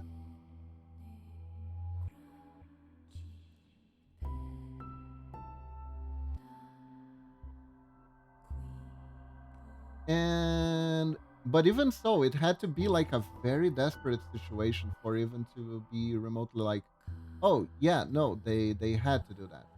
And that goes with my philosophy on villainy, so to speak, is that ultimately in life we have to make, sometimes we're gonna have to make very shitty decisions. We're gonna have to make a lot of gonna have to like pick sides and sacrifice things, but you should always watch out for the people who are able to take these decisions and make these sacrifices way too easily, because it's only really a sacrifice, it's only really a hard decision if you're having a hard time doing it, you know. Otherwise,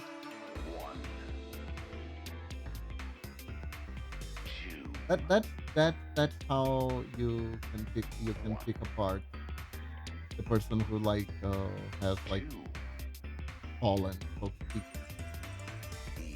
Is all that remains of a once powerful nation.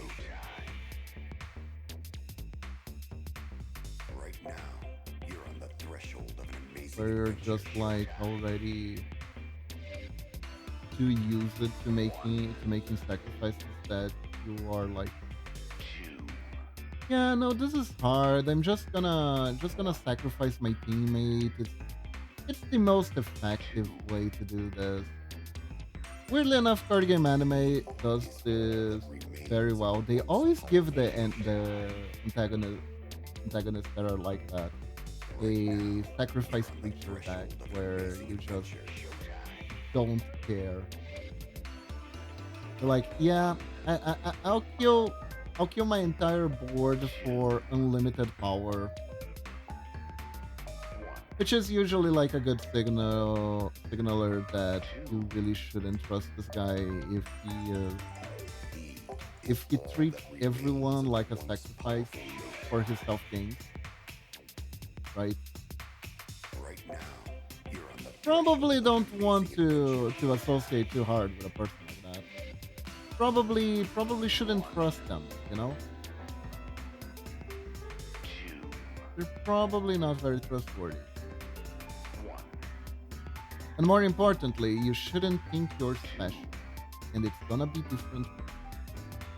He is all that remains of That is a once also usually powerful like the nation. tragedy of Right the now, the you're on the the threshold characters of who an follow amazing this type of adventure. antagonist, right?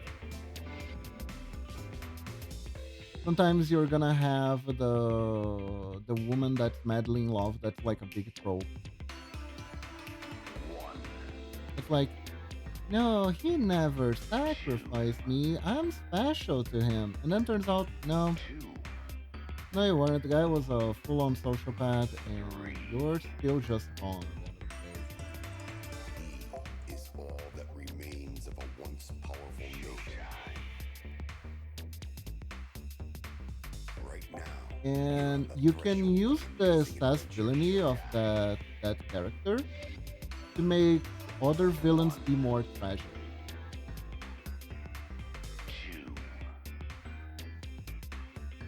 to show like how these characters bounded, and then seemed like they bounded, but then at the end of the day it was all a ruse and he just wanted to use them and stuff like that. They did that in Gachuta actually. The last the last season, the main antagonist was very much also doing this sort of stuff, and he was very loudly announcing that he thought most people were disposable, which is very in theme with the anime that talks a lot about trash.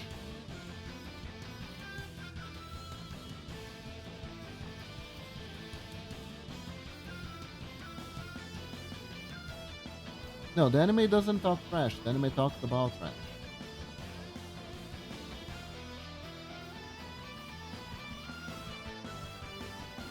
Talk about trash, recycling, attachment, all sorts of stuff. It's a good anime. It's a very good anime.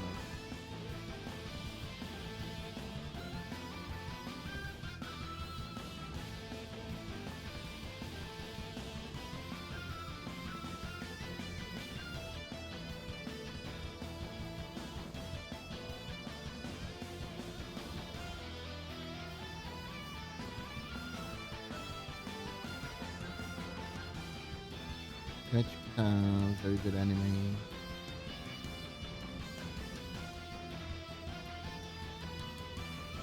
And as someone who was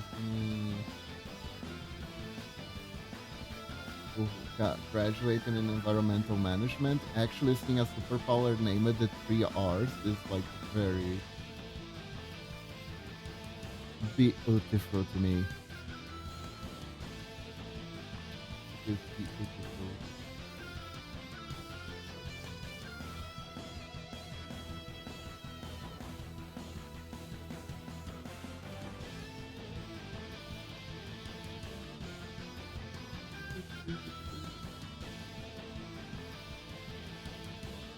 What?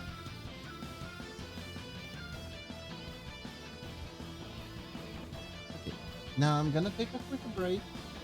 I'm gonna grab a snack and I will be right back. Okay? Nerdy.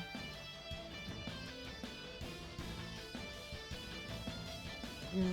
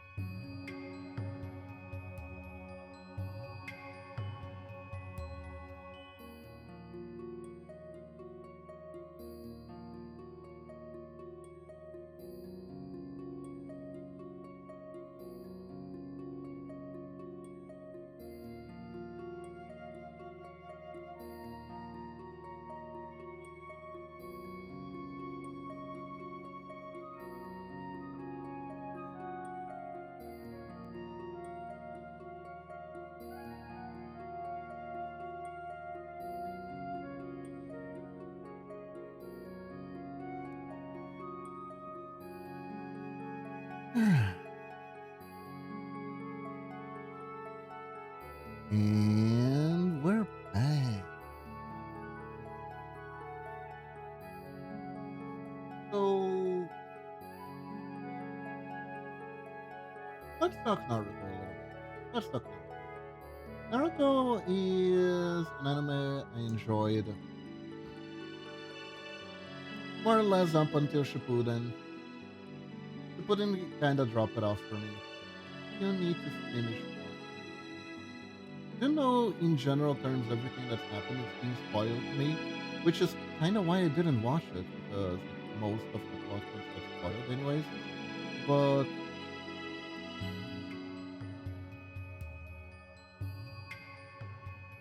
the main thing, the one thing about, in my subjective, personal, objective opinion, the weakest link in Naruto ended up being Sasuke.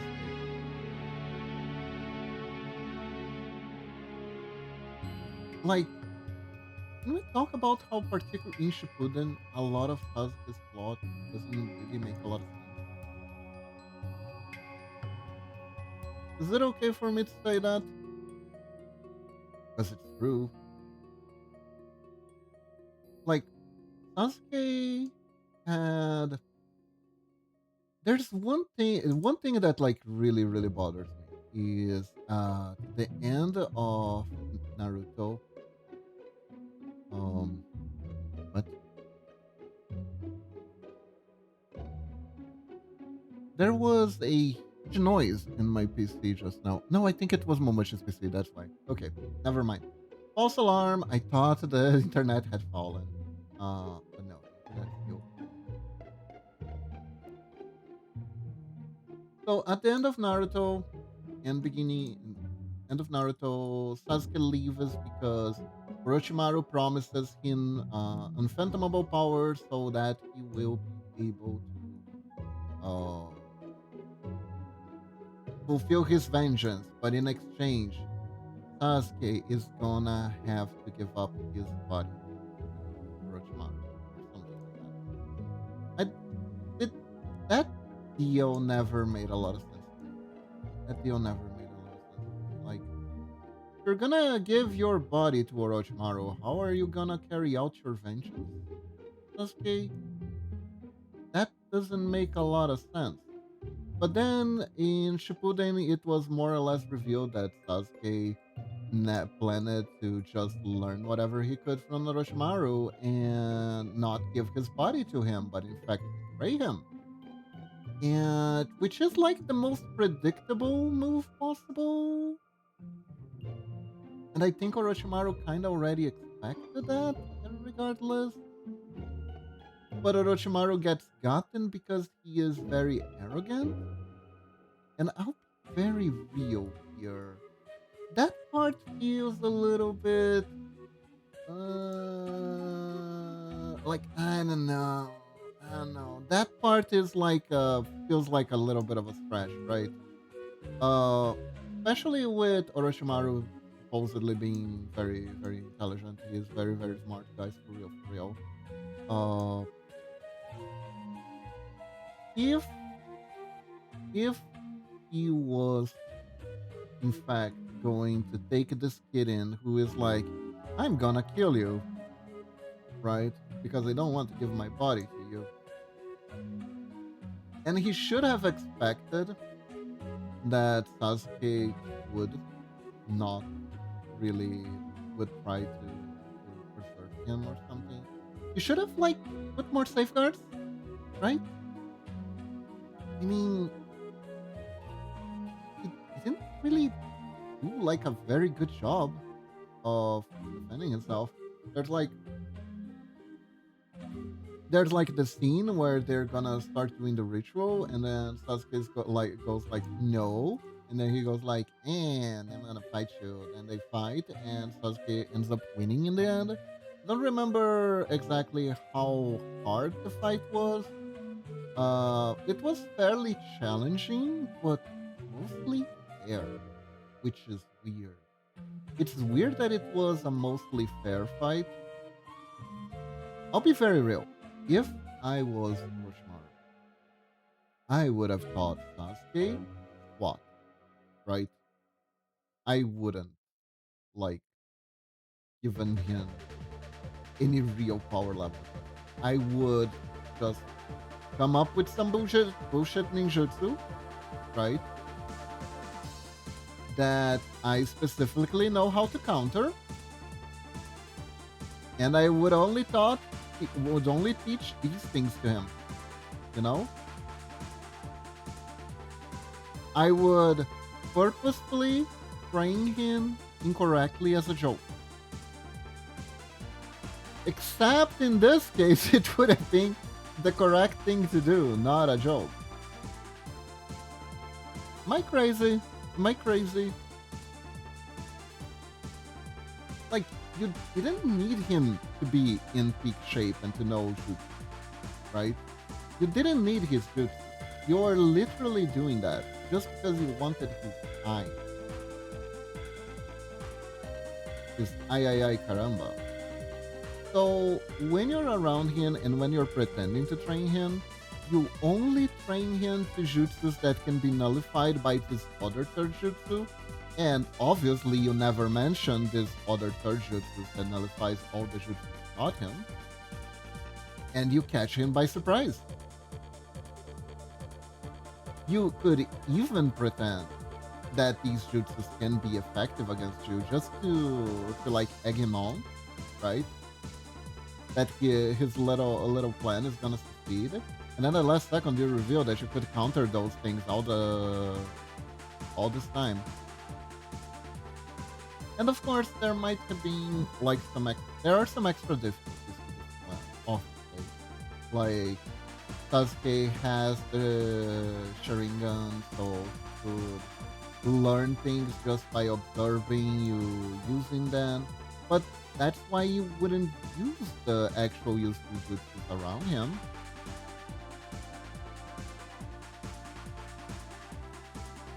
You would only use the jutsus that could be easily counterable. Could be easily counterable. But no, we actually trained Sasuke in full. Makes me wonder if it was. I don't remember if there was a thing that it was actually all part of his plan that Sasuke was going to die, or actually he kind of really liked Sasuke and was hoping that Sasuke would kill him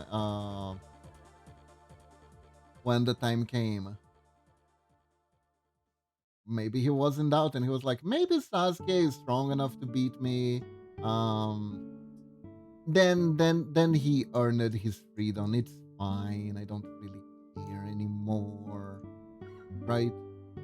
Could have been like one of these things, but far as I recall, not really explained it. Not really explained it. And if anyone knows that I'm actually full of bullshit, actually this was explained it in chapter whatever of the manga, and you should have been paying more attention, Kiba. What a shame. You're not a true ninja. This is not the ninja way. It's not the ninja way. Please do tell. Please do tell. I am genuinely that part of the plot genuinely bothers me a little bit, and I don't know if I'm misremembering. If there's something that I didn't catch or misremember, or I misremember, and I would actually love to know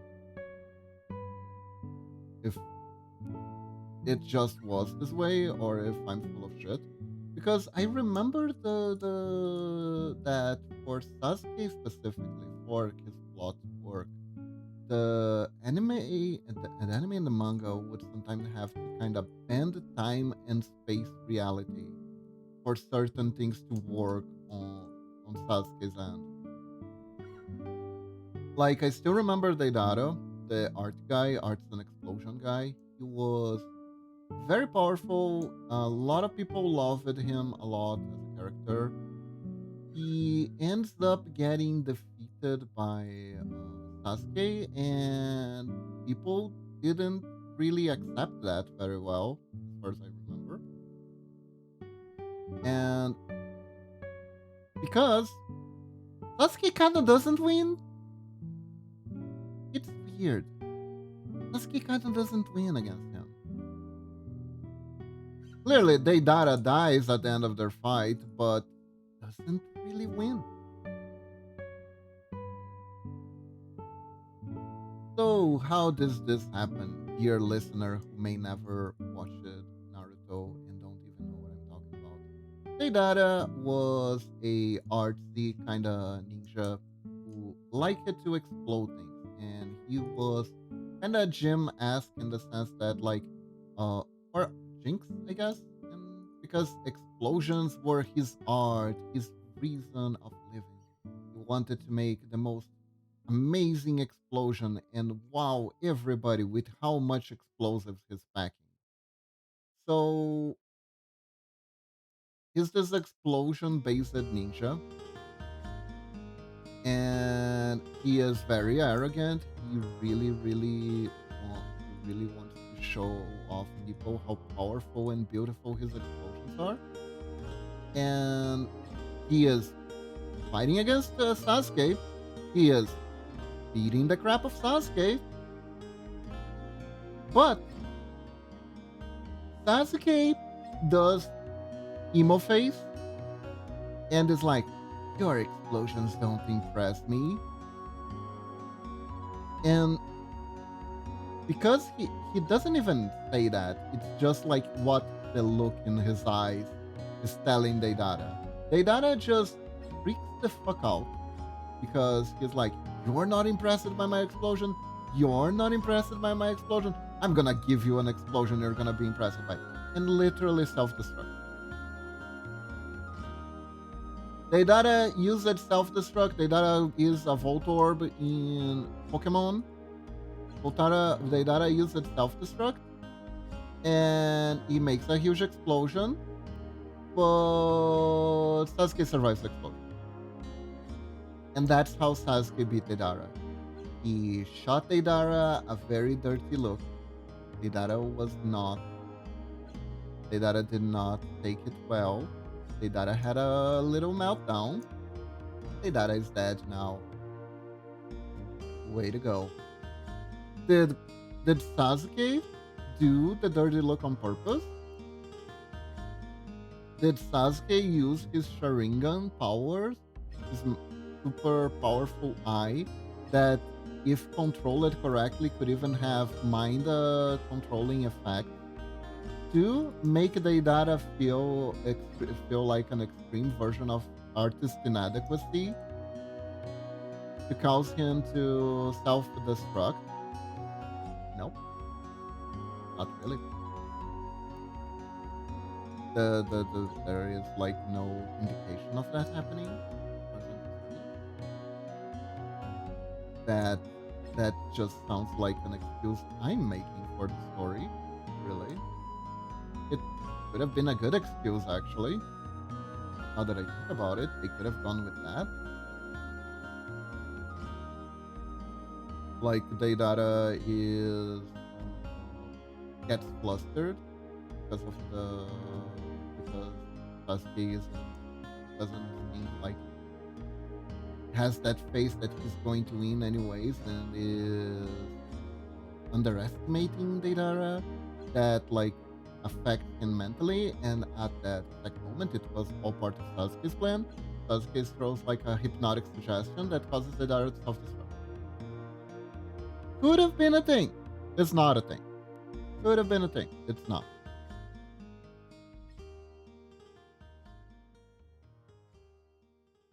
Deidara just self-destruct because Sasuke need to win.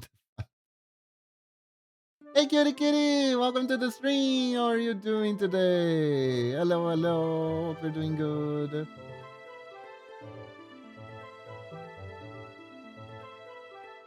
I was talking about the moment that I least understood in Naruto, which was the Sasuke versus Deidara fight.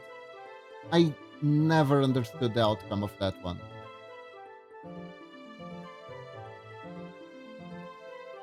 You're okay? I see, I see, I see. So here I'm gonna please correct me if I'm wrong. This is what I remember from the fight. I remember that Sasuke wasn't doing particularly well against Deidara. Deidara was beating the crap out of him because Deidara was like very, very OP, very, very explodey. But while Deidara was showing off how powerful he was, Sasuke had this very blasé face of I am not impressed, right? And Deidara gets peeved that Sasuke is underestimating him apparently because of the way he is looking. It says something along the manga says something along the lines. I hate that look. I hate the way you're looking at me, like you're underestimating me or something like that. And then I'm gonna show you the full extent of my power. And then he makes a huge bomb to explode both of them. And Sasuke survives and Deidara doesn't. The end. That's the end of the fight. To me, that always felt a little bit like Kishimoto being, oh shit, I wrote this guy to be too powerful and I don't know how I'm gonna make Sasuke win here, but Sasuke needs to win, so I'm gonna make some bullshit. And then he made some bullshit. And that's then the result of the story, some bullshit that he made up. You don't know how Sasuke survived it? I don't remember how Sasuke survived it, but that's not even the problem. The problem is that Deidara was winning, so he didn't really need to. He wasn't really like being pushed to making a self-destructive move, and he and I don't really know if he was like so vain that he needed to explode himself to impress a teenage kid. That's the part that confuses me.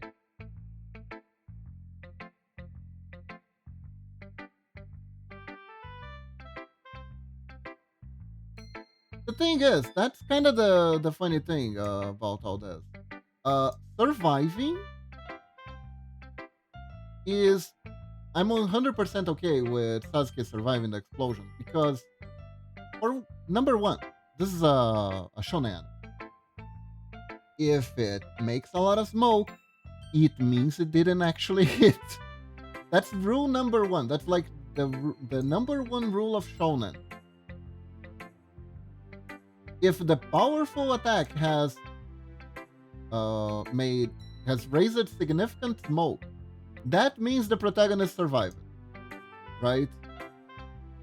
Or the antagonist too, depending on the situation.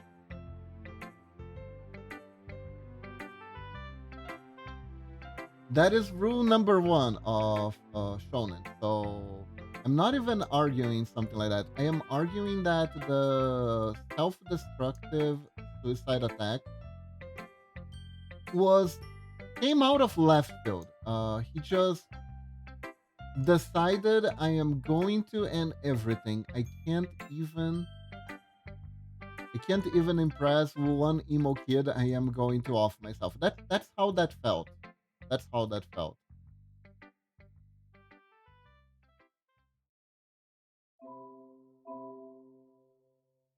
For my next trick, I shall now unalive myself. It was like Daffy Duck's last trick.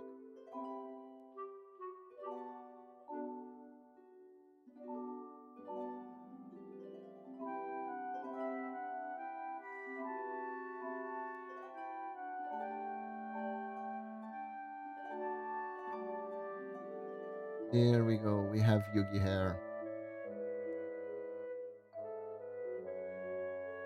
So yeah, that end result in particular always like confused me.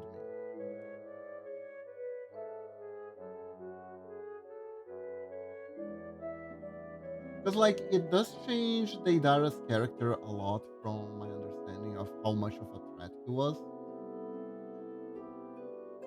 Because like if he was that easy to trick,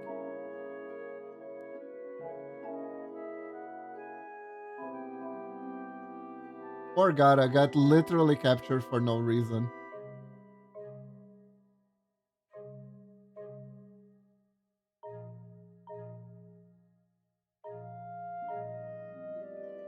Sailor Moon hair.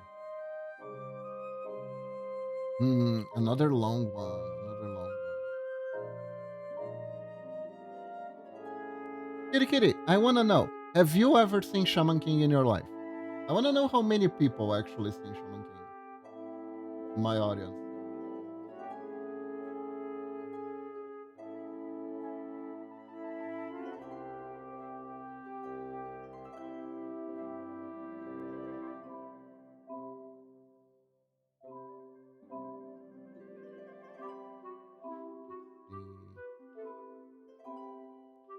Let's see how far off am I from Sailor Moon hair. Sailor Moon. I'm pretty far off actually. See. Okay, this is a good one.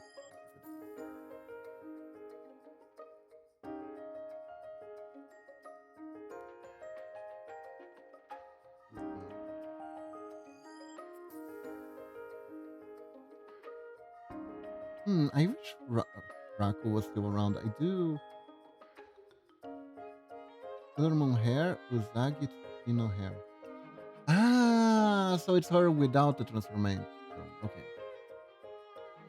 Uzagi.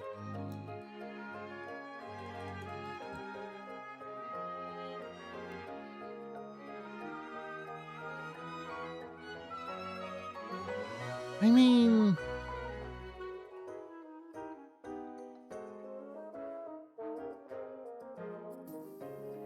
doesn't change all that much.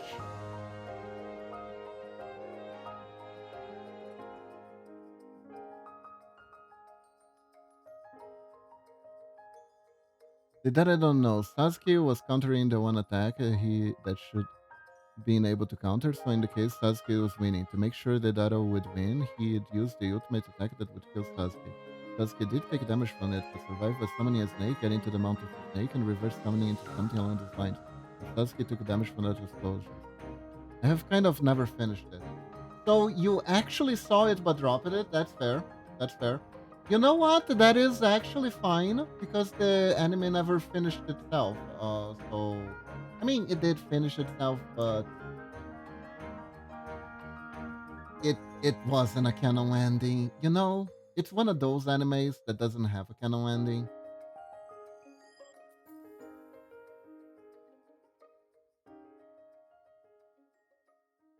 So Kitty Kitty, here's a fun thing. They made a Boruto out of Shaman King. And I did not know that until recently. It's been out for a while now, but I didn't know it existed. And I just watched it recently. Yeah, yeah, they did.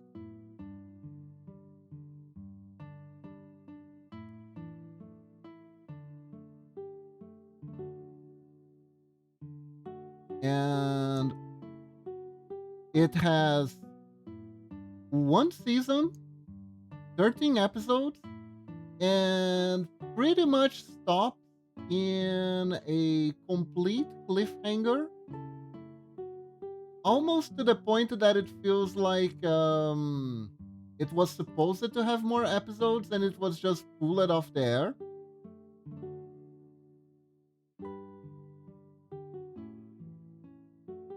And now it inhabits the playlist of Netflix.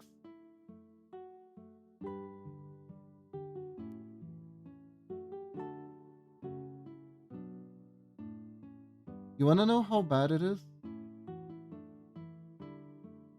It actually has a problem that Boruto didn't have. It has flashbacks to the original series every single episode. Like literally every single episode that I watched, there is a flashback. to something. They're talking, they reference something that happens in the original anime, and they flash back to it. Then they talk about something else.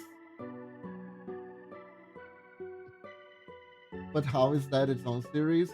So,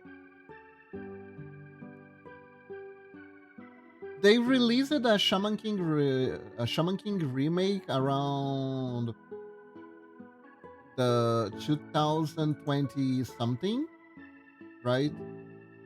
Which had an ending to the show. Because the original show had an ending that wasn't canon. The anime never got an ending because it was canceled. Like Boruto could technically watch its own series. Please don't kill me. No, no, no, no, no, no, no, no, no. You are correct. You are correct. As sure, there are a few things here and there that could be a little bit confusing if you never watched Naruto, but also you could just be following the quirky stories of the kid who happens to be the son of the ninja president, right? You technically don't need much more context outside of that for to follow along the baseline follow Boruto, right? Shaman King, oof, oof, and I like to say it's Shaman King's Boruto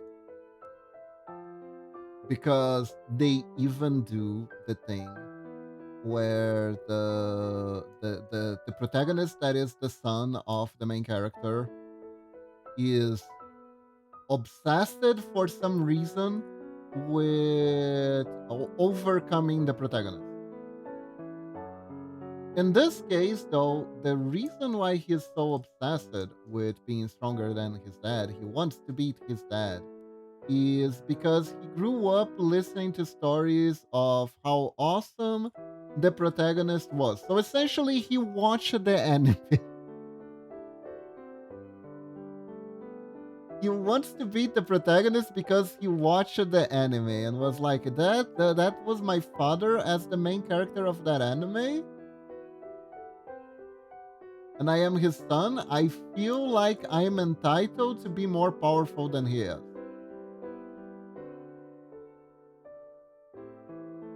And he has like the next generation buff, right? Where it's like he is a prodigy, he is the son of the main protagonist with the main love interest, and they were both powerful, therefore he is extremely powerful.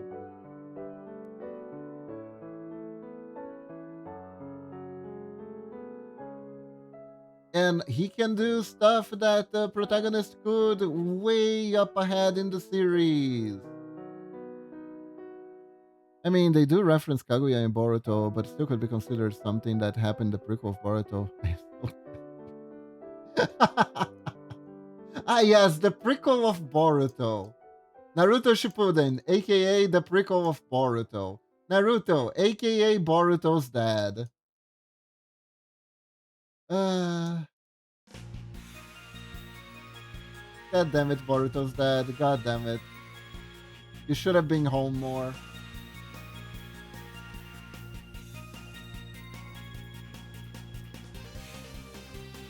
Damn Boruto's dad. Why did you want to be a public servant?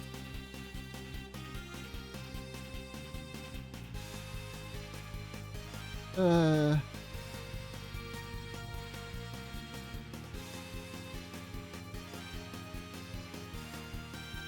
I'm not even, come to think of it, I'm not even entirely sure that Naruto gets well paid for being a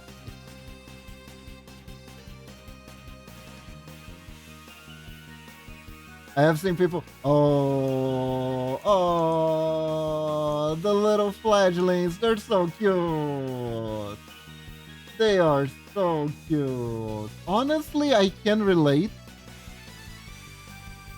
when I discovered that there was a Dragon Ball that came before Dragon Ball Z. You know, I can actually relate to that.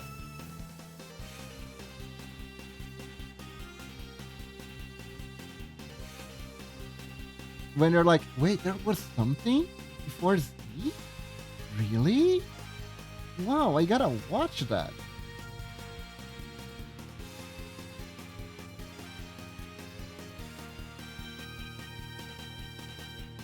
I low-key kinda like Dragon Ball a bit more than Dragon Ball Z. But mostly because it fits my sense of humor a little bit more.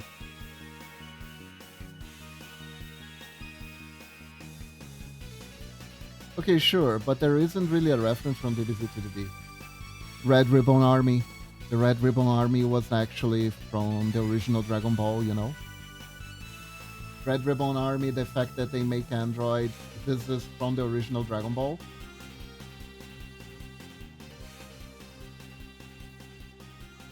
Piccolo is the villain from the original Dragon Ball 2. And so Kid Piccolo was technically the final boss of the Dragon Ball series. So the fact that they know each other and they hate each other, there is like a huge backstory because technically Goku killed Kid Piccolo's dad. Killed Piccolo's dad, right?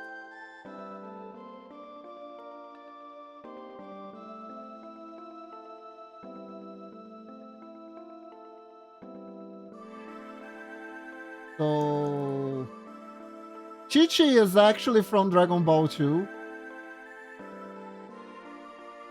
You need to see how they got married. The fact that Yamcha exists, why Yamcha and what's the name of the three-eyed guy now? Tenshinhan. That Tenshinhan exists. The attack that Tenshinhan uses against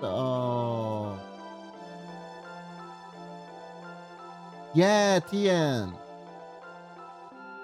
Sorry, interestingly enough, here in Brazil they didn't adapt the names at all.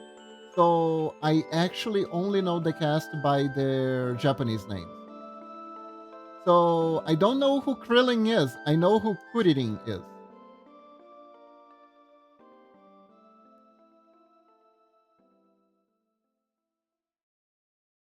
And not because I'm like some sort of anime snob, it's because it was literally the the Brazilian dub was just translated directly from the Japanese one. For better or for worse, it was translated directly.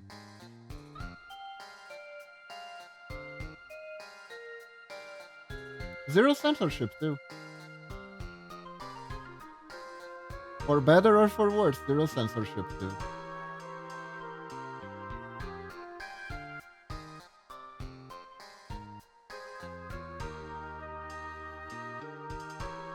Like I was saying earlier in the stream, during that particular time, Brazil did not care at all.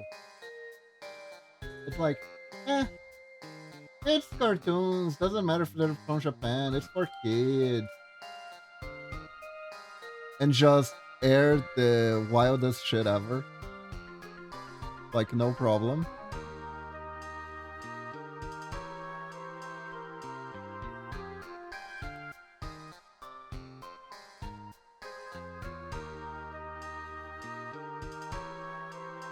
That's Dutch for 10 and it's pronounced Tien.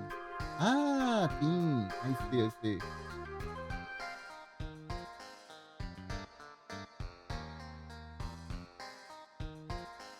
But yeah, but also DBZ stands on its own alone. It stands on its own alone. If you're catching up late, it's fine. But if you watch the original, there are like some extra stuff. that you can be like, ah, a member, like the Red Ribbon Army.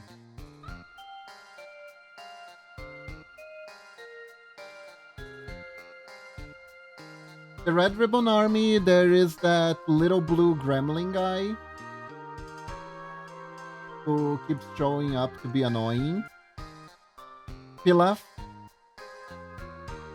which, by the way, I believe it's a brand of rice.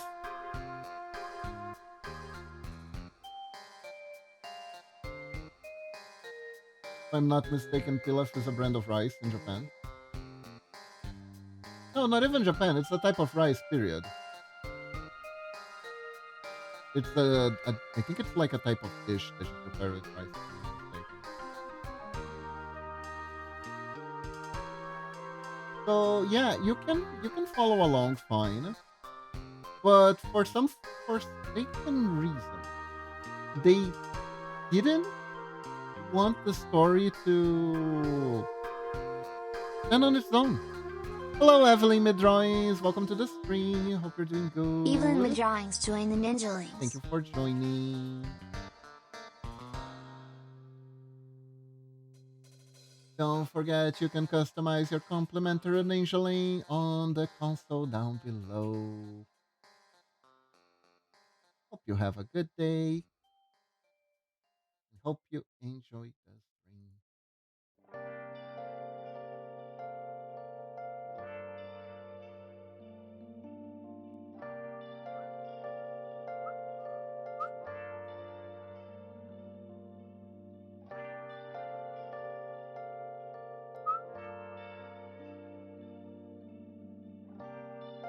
But yeah, it was very confusing to me. It was very confusing to me.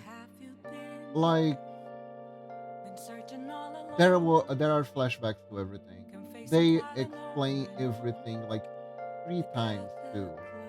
It, although some say that this is like a Netflix issue, but I don't know if the anime was made for Netflix in particular. I don't think so. Right?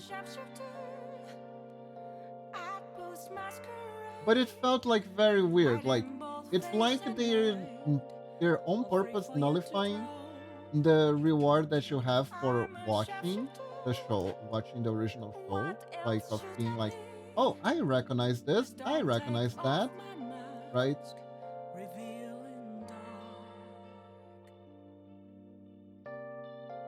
They're just like spoiling everything left and right, sort of. And the weirdest thing about the show. Okay, Kitty Kitty, ask question. Did you watch far enough that the main big bad is revealed? Did you watch far enough to see Raul? The main big bad of Shaman King.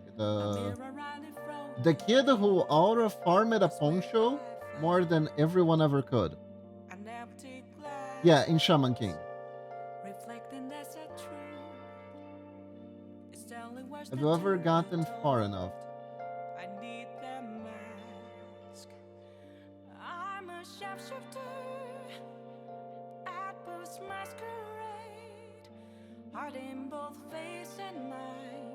That you saw the main big bad.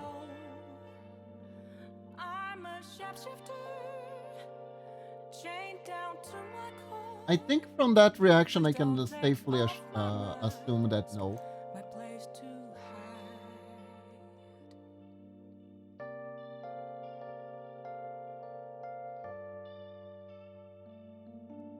What I remember was there was a huge dude who was also the father of Fulton. Ah. You saw up to the Tower Rain saga, so you didn't see the big bad. The big bad takes a while to actually show up.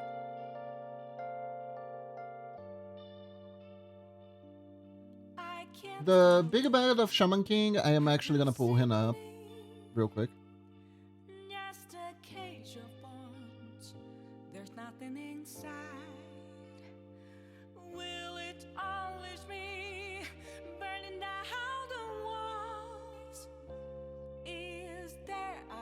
Is this motherfucking Aura Farmer wearing Lego boots?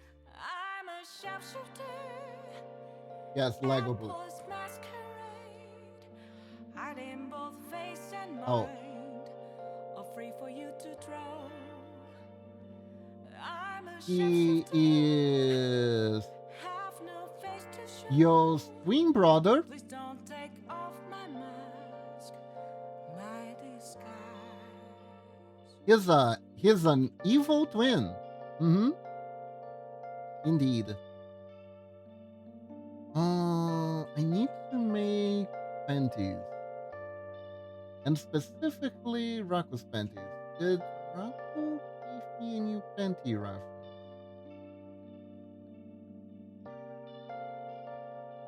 Nope. Not really.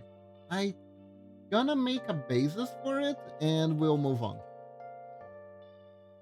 I'll ask for the specific pattern later. How do we wear panties as a Roomba?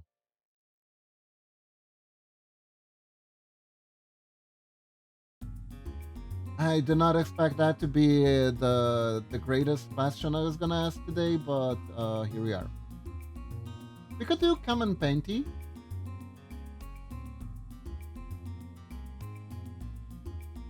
Wait, I think I did say him at some point. Ah, I see. So this is Shaman King's big bad. It's Kawasakura. He is Yo's twin brother, and actually his other half too. The lore of Shaman King gets really complicated when it comes to him. He is like most of the lore of Shaman King, actually.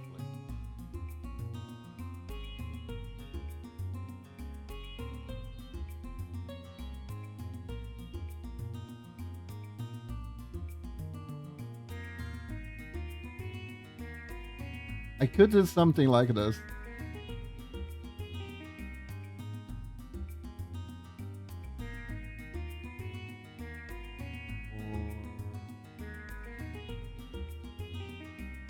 So Rao is the, I don't know if they were fighting or not, or he appeared next to that big guy. I don't remember him manipulating the big guy in particular. He had a bunch of followers.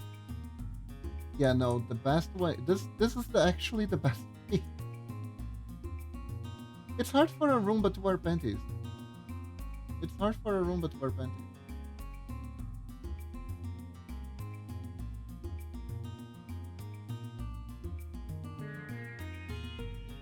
I am gonna have to contact Raku about this. If he's okay with this, better do than above the head. But anyways, we're moving on because I don't know the patterns yet. Afro from Afro Samurai. I never watched Afro Samurai.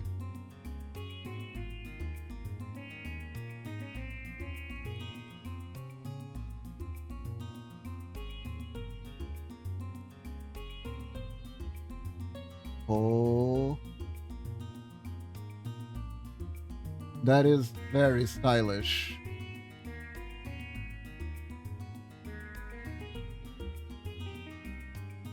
That is hella stylish.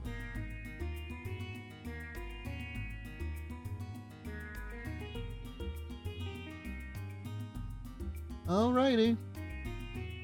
Let's see if I know how to draw it.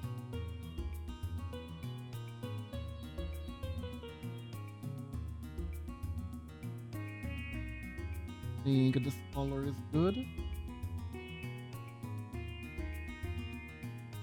So, anyways, the plot of Shaman King Flowers happens after the big bad wins the tournament, but also at the same time gets stopped from doing the big bad guy thing by the protagonist. It's kind of complicated. So the big bad becomes less big bad. He is still kind of a jerk though.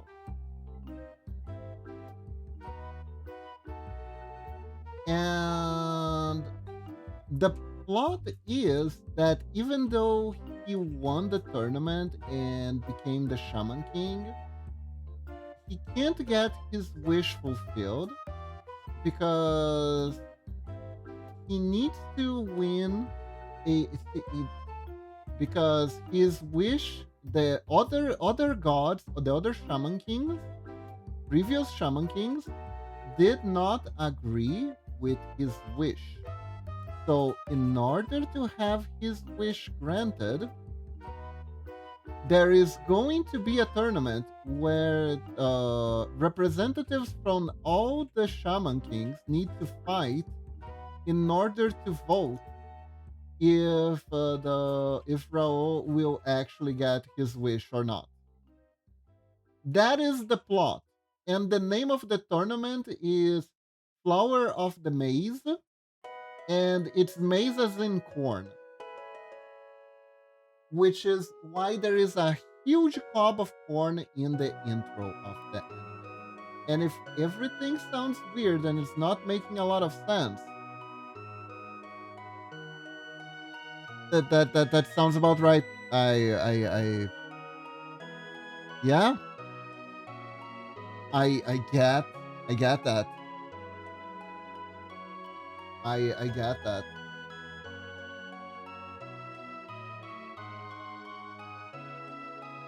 It's rather convoluted. Lots of convoluted stuff happens. So it's this really convoluted plot that actually does require a lot of previous knowledge from the other stories to even know what's going on. They speed run the power system in a way that I didn't expect because when Shaman King started as a show, you had one power. You could put the soul inside, and you could mimic the ghost power essentially, and that was it. And then there came the oversoul where you could turn your ghost into like different weapons. You could manipulate it. It gave a way to like super special attacks and stuff like that, right? And then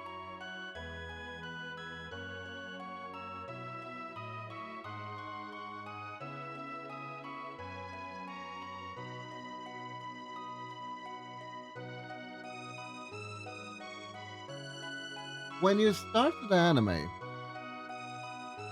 it seems like they're gonna start from there, but immediately someone uses an oversoul and it's revealed that the protagonist can also use an oversoul, and his oversoul is the most awesomest of oversoul. It's not strong enough to beat his dad oversoul that was only shown in the manga or in the anime remake, but it's about strong enough as the oversoul you used it throughout the entirety of the original anime. And you probably didn't even get to see. It was like a huge sword. His thingy is he turns the spirit into like a helmet that can block attacks, and then swap to a sword to attack. So he can change his oversoul from defensive power to offensive power.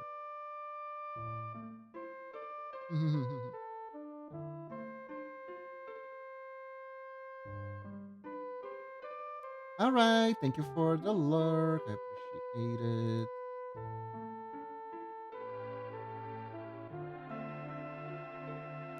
I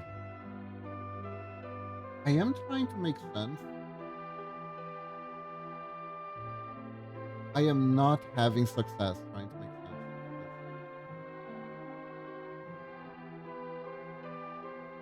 this. Let's start from zero. Let's start from at the end of the day. We need to start from a base.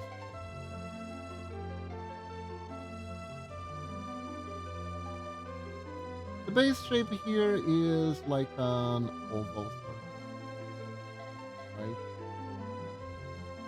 So we're gonna start from a simple base shape.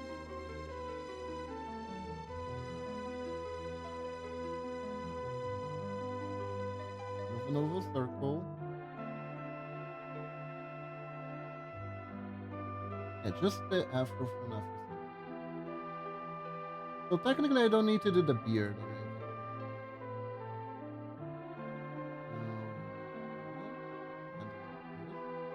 Then we can start. Oh,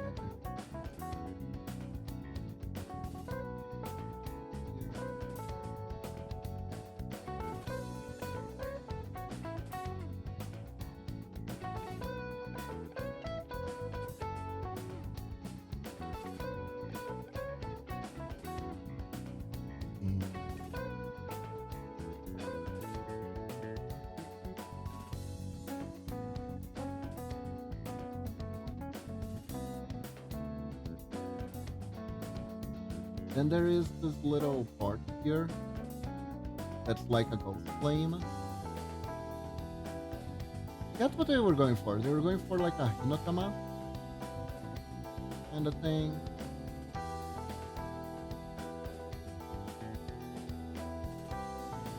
Was this anime good? I heard good things about it. Heard it's very stylish. Not samurai anime that's very stylish. Samurai Champloo. Samurai Champloo was like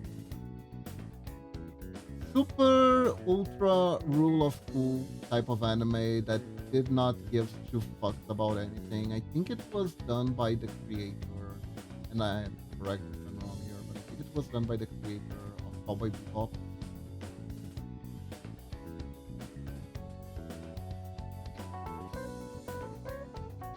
It was like a really fun wild ride because it has stuff like rapping samurai running about.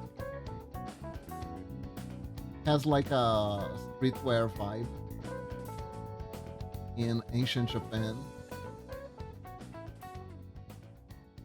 A little bit of a kind of a revenge tale of sorts, where a girl is looking for a very vague description of a guy who I believe killed her parents, if I'm not mistaken, which is the samurai that smells like sunflowers.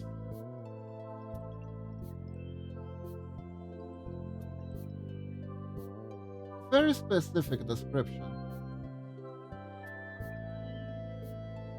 And it has like these really cool, very rule of cool fights where like there is one of the guys just straight up like does like capoeira, like a mix of like capoeira dance and street dance, break dance capoeira sort of fighting style mixed with sword art.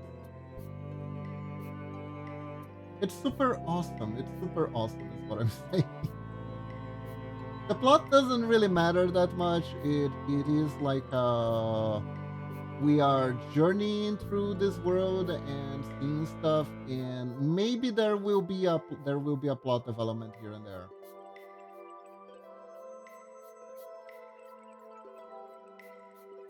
A lot of older anime was like that actually.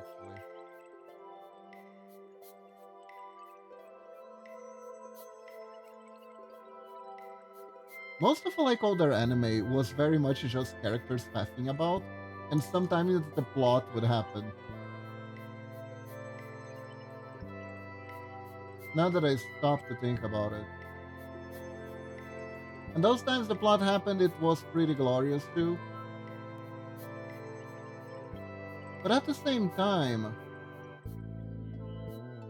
I feel like that style almost helped you create like a bigger bond with the characters because you got to know them better, you got to understand better how they thought, how they interacted with the world, what were their worries, what were their likes and dislikes, you know?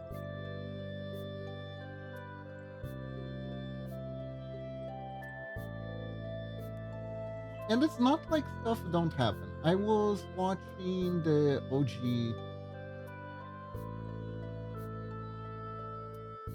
Oh,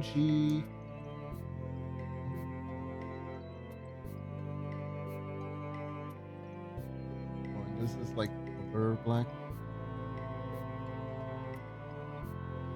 I was watching the OG Trigon.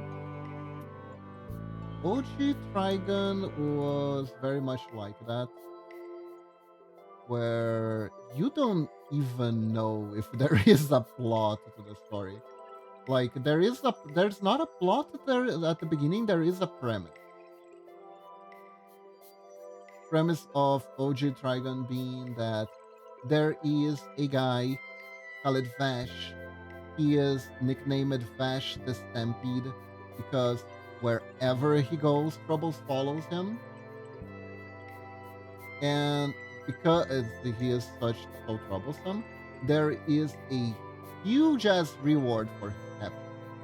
And the irony is that Vash himself is completely peaceful. He is a self-proclaimed pacifist. He pacifist. He does not fight people.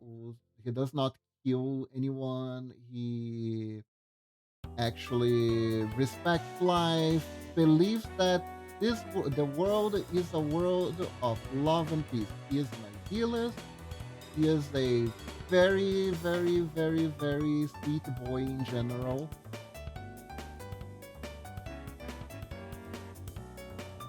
They make him do like some weird pervy jokes at the beginning of the show, but they're so out of character for him that you kind of figure out that that's not really his deal.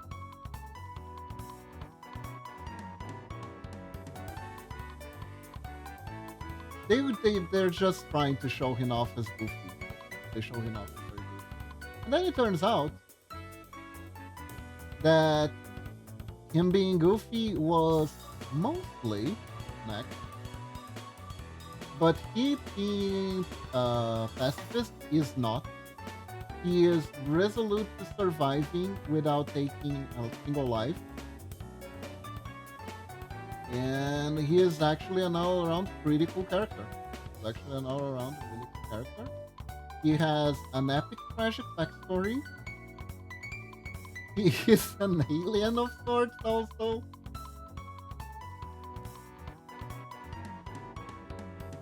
And he has an evil twin that's trying to end mankind. So he needs to get on to doing something about that while also doing his best to preserve uh, own his own morality of not never killing anyone, including my brother. And the reason why he doesn't want to kill anyone is because he has like a weird power where he can generate energy, but he literally goes nuclear and out of control, and because his powers went out of control, he ends up wiping an entire city off the map by accident. But he is extremely burdened by guilt from doing that. So that is why he vowed to never take a life ever again, and to try and preserve life on the planet. He actually vowed way earlier than that, but that's the point where it becomes like not only a resolution but almost an obsession.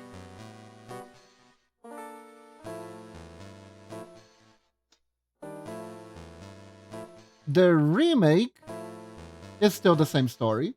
He is just slightly more serious. Slightly being the emphasis here.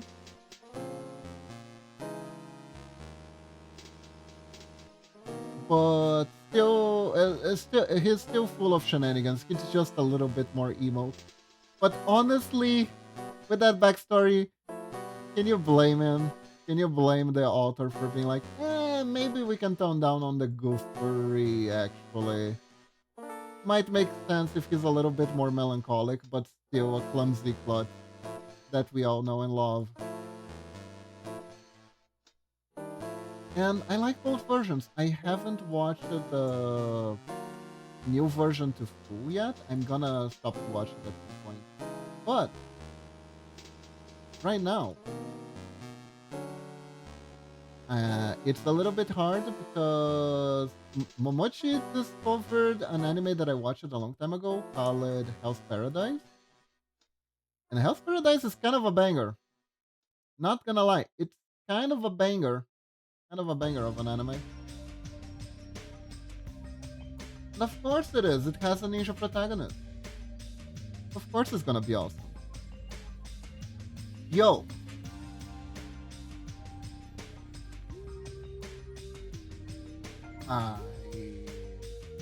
We did a good job.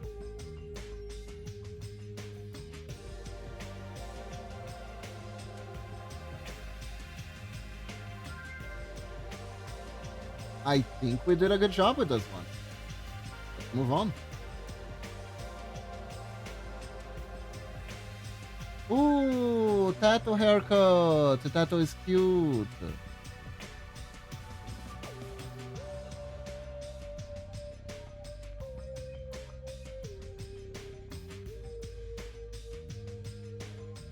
It's kind of funny that tattoo. It feels like tattoo gained a lot of popularity out of the blue. Like, Vocaloids have always been popular. But she wasn't part of the, like, really popular one. You know what I mean? I almost feel like I missed it something. I feel like I missed it something. Because it was like, wait, I know her, but why are people celebrating her now all of a sudden? Right? That's kind of how it feels to me. I don't know what's happening, but she is a cutie, so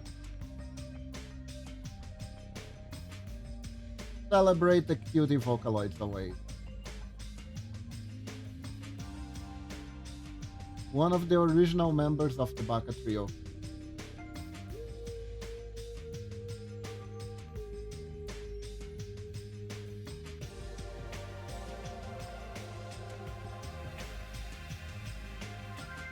Vocaloid's character design is very, very, very good.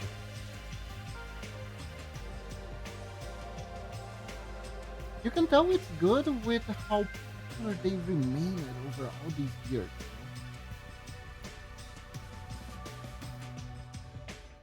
Like, Miko has special powers.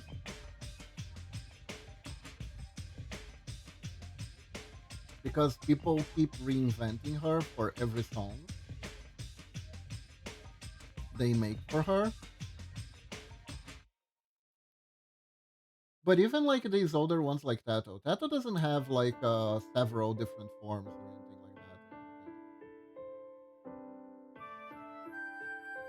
At least not as canonized as Miko.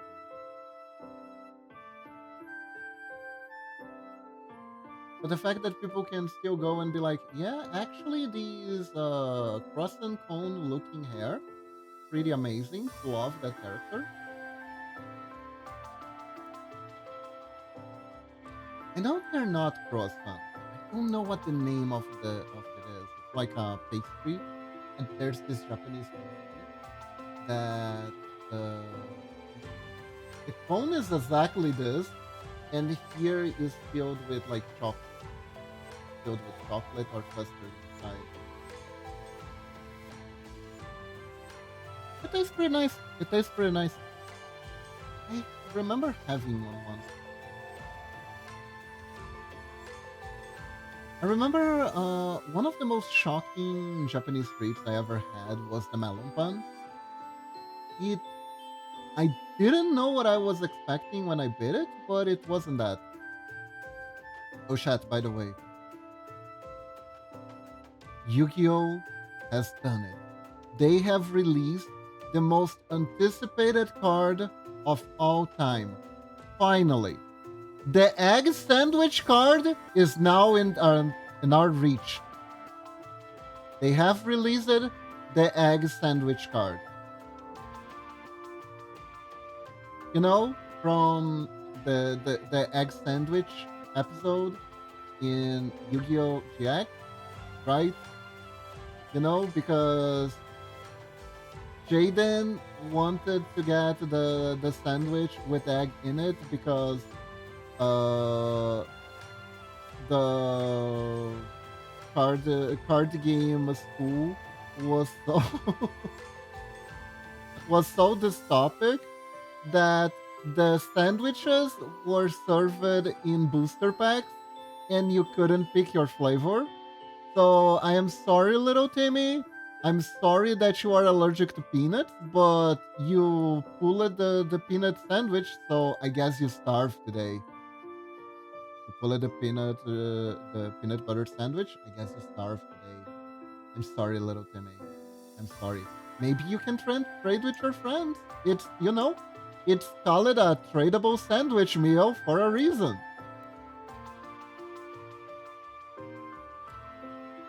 What's that? No one wants to trade with you because peanut butter sandwich is considered too common of a meal and no one wants it? Well, that's too bad. You're gonna have to have better luck next time, or at least an immunologic system that doesn't hate you, little thing.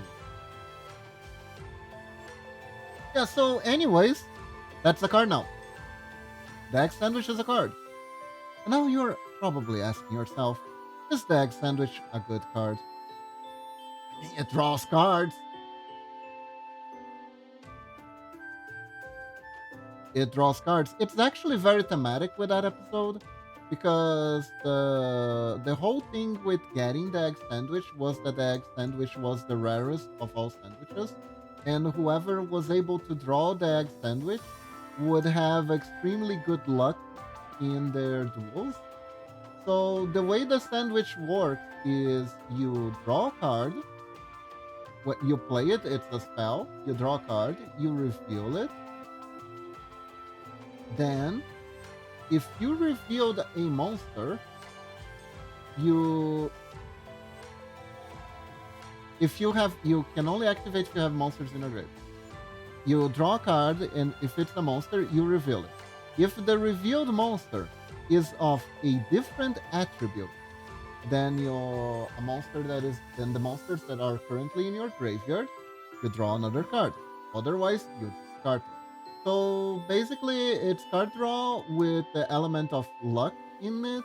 If you don't draw a monster, you just get to keep the card. So like, if it's like a spell trap heavy deck, it works just fine as like a card refreshment. You only need, as long as you have a card in your graveyard, you're fine. So I think it can be played in a few places. I think Ice Striker is like the most obvious place to play it. You could also try to include it in a deck that doesn't care if the cards are in hand or in the graveyard. That would work. And you just kind of gamba. I don't know how good it is. I honestly have no freaking clue how good that card actually is. I am 95% sure it will be an ultra rare when you release it in the Mastered Duel because you draw cards regardless. And they don't fuck around with that. It used to be the case that sometimes when a card did give some card advantage, they wouldn't release it at a very high very high. Ah, thank you for the large sky heart. Thank you. I really appreciate it. Am I gonna have? I think I need to increase the size here. Otherwise, I'm not gonna be able to do tattoo stones properly. It used to be the case that if they made a card that drew cards and it had like a big conditional, they wouldn't really care for the rarity. But after they released a few cards that they thought that I guess they thought wouldn't be too good, but that drew cards and everyone started their mother started playing them, they decided to play it safe and just make everything maximum rarity. Everything that like can draw cards semi reliably at a high rarity.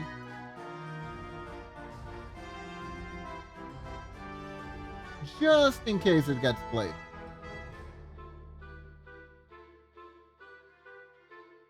Just in case it becomes an overnight search card. They never try to not do that again. Never, ever, ever.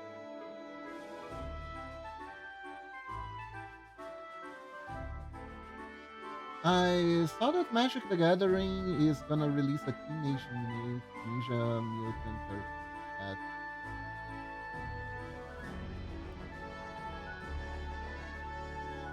Yeah, Teenage Mutant Ninja Turtles, Teenage Mutant Ninja Turtles, beating up Jay's turtle power. Uh, Meanwhile, card game players are divided. And oh my god, you know how people say that slippery slope arguments are fallacies and stuff like that? Looking at what's happening at Magic, I gotta say, not always.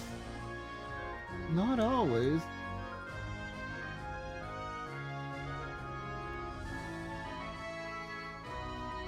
Like, there were people who didn't like the idea of like the world beyond thing because it was going to make Magic the Gathering too much like Fortnite, and Magic the Gathering is too much like Fortnite now. You can actually play with characters that you can find in Fortnite now in Magic the Gathering. Do you think they're gonna hold up? Do you think they're gonna make a Naruto set? You think there would be a Magic the Gathering Naruto set that would be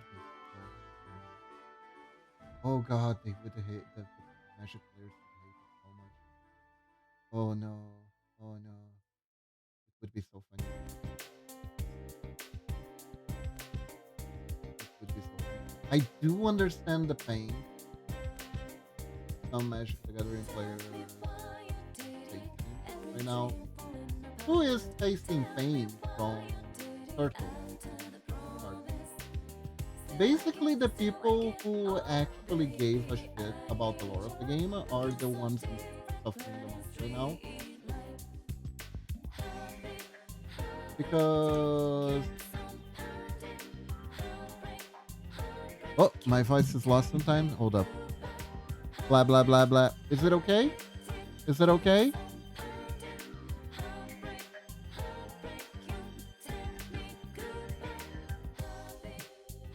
Okay.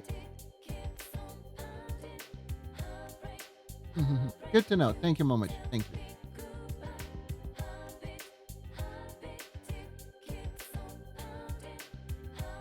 So, how do I say this? Magic the Gathering has its own lore, has its own world. Actually, has books. The quality of books is debatable. There are good books, there are bad books. It is what it is. But the main thing is that Magic the Gathering has its own lore, and there are plenty of people who are attached to it. There are plenty of people who are attached to the worlds that were created from that lore. They're attached to the characters.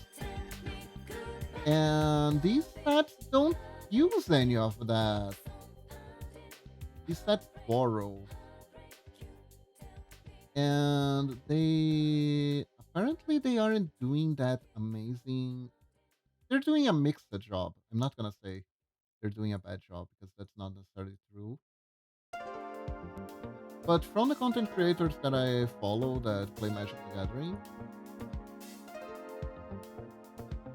it's been kind of rough on them because they've always been like Magic being like this bastion of purity, of card game purity, right? And times are changing, and they're not liking the changes that they're seeing a lot.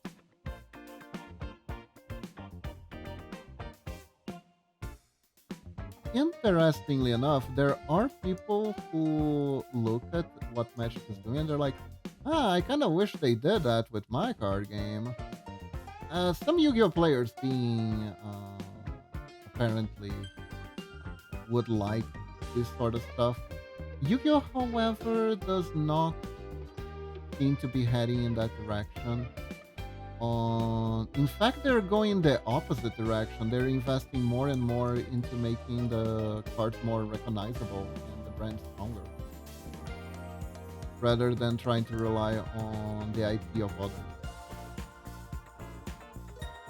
They even have an animation studio now for specifically promotional videos for Yu-Gi-Oh and stuff like that. There is an anime you can watch. I think I talked about this before. There is like a little animation videos you can watch now on Yu-Gi-Oh Master Duel.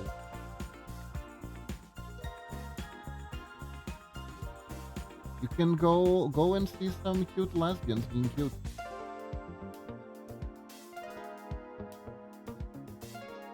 I don't know if they're actually a couple or just friends, but you know, the fan base has spoken and they decided. And the ship has been established.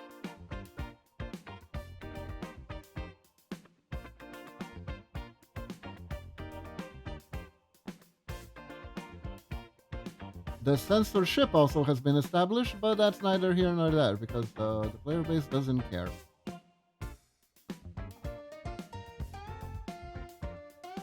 They call the VTuber archetype live twins, but everyone knows that they are not actually related by blood and that they changed the name during translation.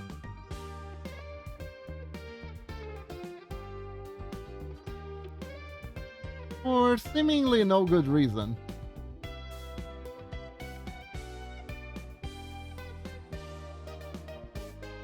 They're about as sisters as those two Sailor Moon girls were cousins, you know? Which is to say, not at all.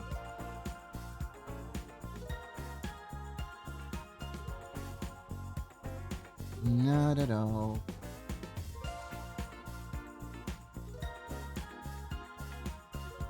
I always thought it was kind of badass how Sailor Moon had a lot of LGBT representation in their show.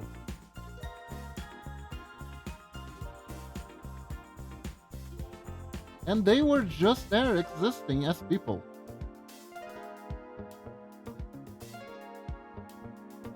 No one was like, I am what you know as called a lesbian. Uh,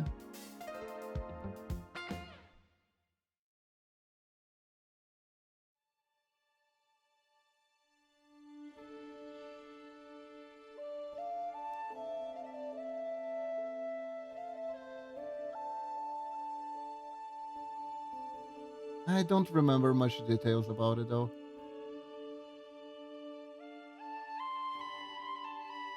But it's interesting because it was like almost a trademark of shoujo.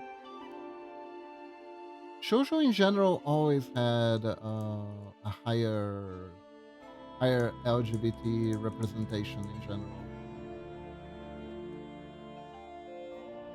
Shonen, usually when it would happen, it would be more skewed more towards making being comical, right? It wouldn't like be they wouldn't be serious characters. But shoujo, they would completely be that as serious characters, like no problem. And I have no real clue why that's the case, but that is the case.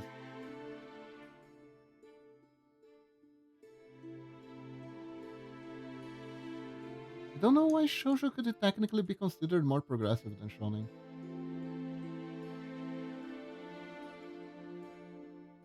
It is what it is.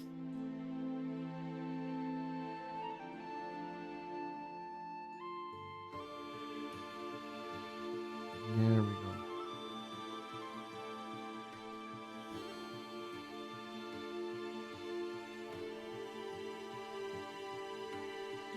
I mean, I know yaoi gets idealized a lot in shoujo, but not even because of that there would be more representation.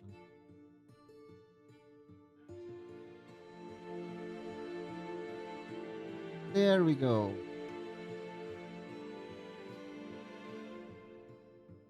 The Mato Tato, Tatonus, ready for its performance. Japanese construction helmet with a little whistle. So that's basically the Matter hat?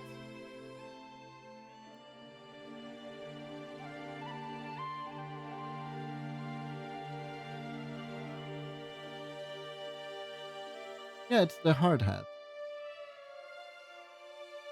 Perfect. That one I know how to do by heart. That one I know how to do by heart.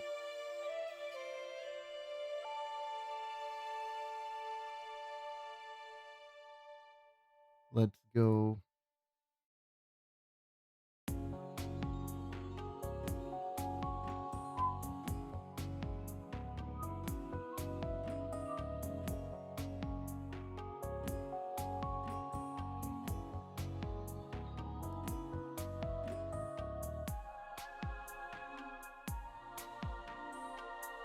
All those years playing Mega Man culminate into this.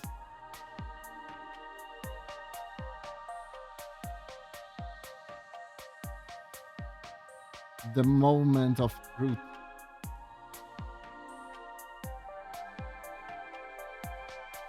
Gotta make the little hard hat.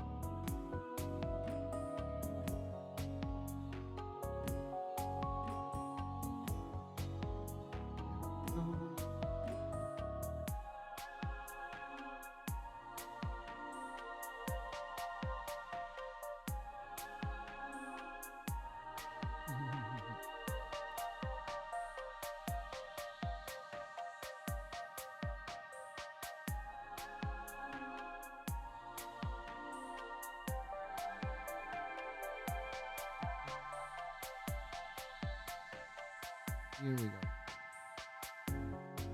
I watched Sailor Moon abridged. Top-notch abridging. Top-notch abridging. It's kind of funny that they managed to like condense the entire first season of Sailor Moon in 30 minutes. But at the same time, the Monster of the Week formula makes it very plausible to do this, actually. Because there was plot.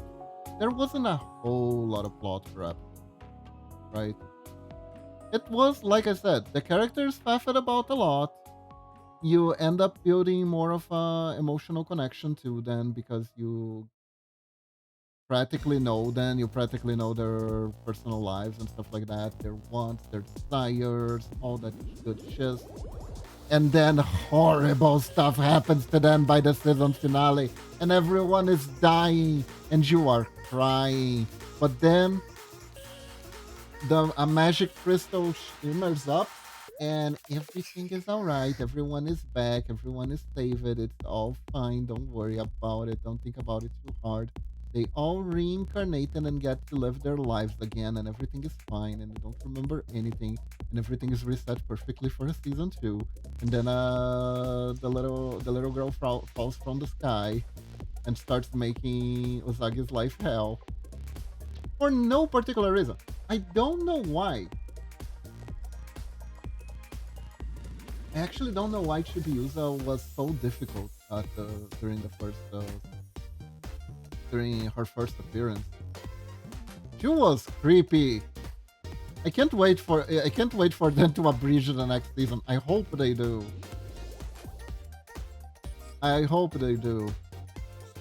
I low key love her. She's such a stinker. I kinda love how much of a brat she is and how difficult she makes Usagi's life in particular. I just thought it was really, really fun.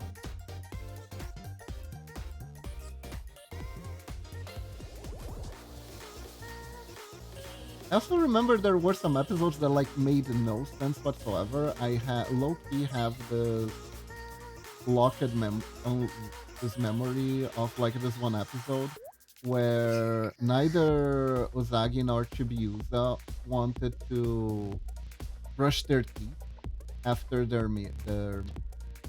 dinner meal because they would like eat some candy as dessert, and they didn't want to let go of the taste of the candy. Candy was very delicious. So they're like, not gonna brush my teeth so I can feel the sugary sweetness for longer. And then they get toothaches and get attacked by by a dentist monster. Oh god. That was silly. That was silly. Good fun though.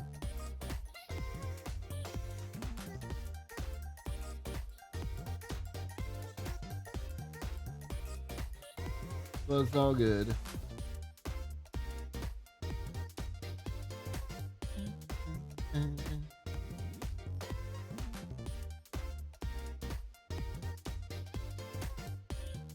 And a little whistle.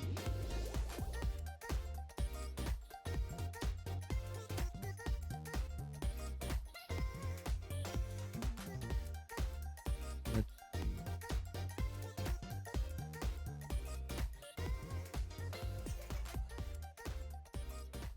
The little whistle goes bleep bleep. Bleep bleep bleep bleep.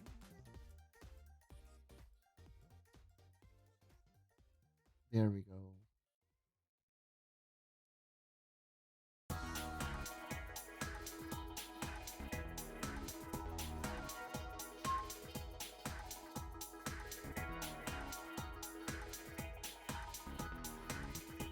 Here we are.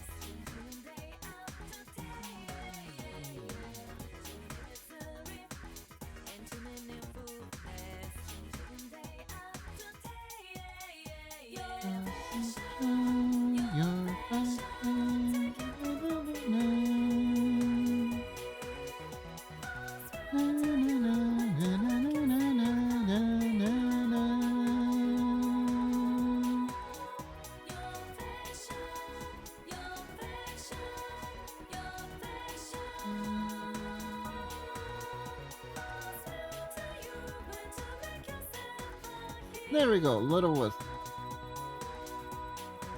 What else? What else? A band hammer. Ah, that is cool. That is cool. We do this.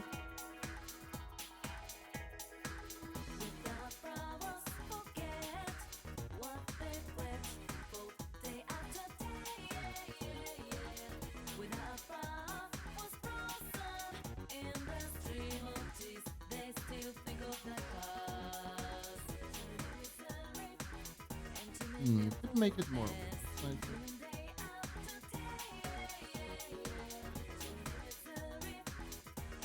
Here.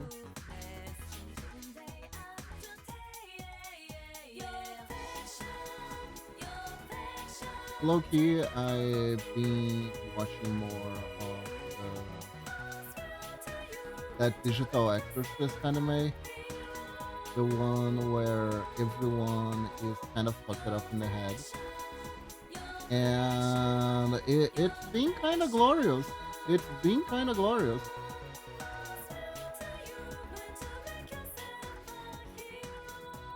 They finally showed the VTuber character, Horta.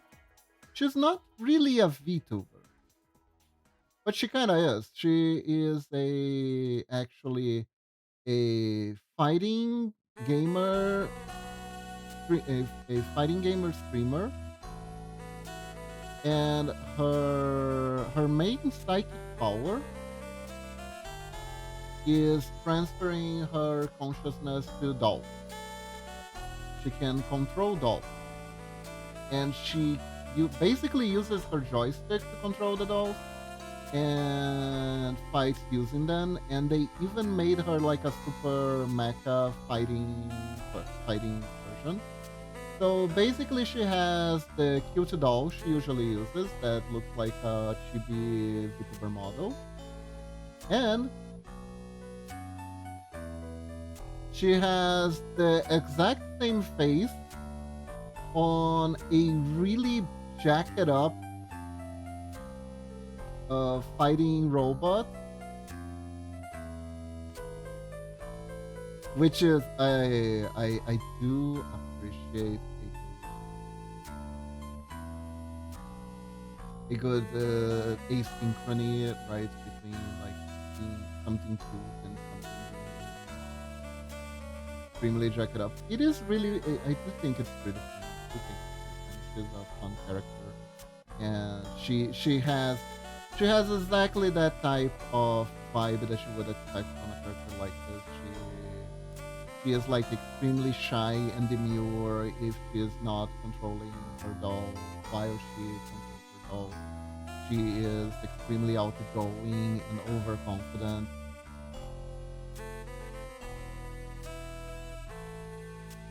And her character is very adorable. It's a very adorable character. It's very likable, actually.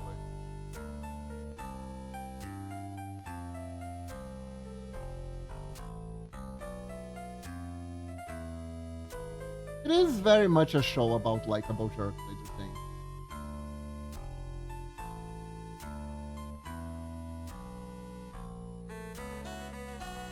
And the fact that they all admit that they're a little bit fucked in the head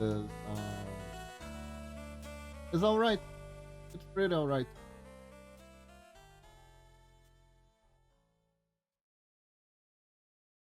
They introduced the rival class in the last episode that I watched it, and holy crap. Protagicum meets another character with flaming powers, and the other character is like massive jerk that really doesn't care about what anyone else thinks or other people's feelings, and it just wants to get a rise out of people. Like absolute jerk.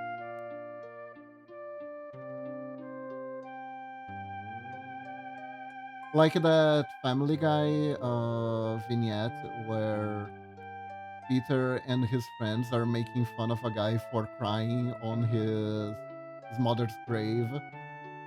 You're going, haha, your mom is dead. Haha, what a weenie. Ha ha ha ha ha ha. That is pretty much the vibe the guy passes.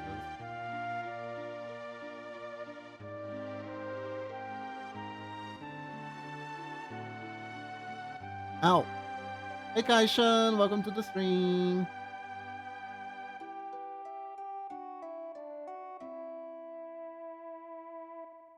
Like, I can mostly see who follows me and is lurking, but I won't acknowledge until you interact in chat because I will assume that you are busy.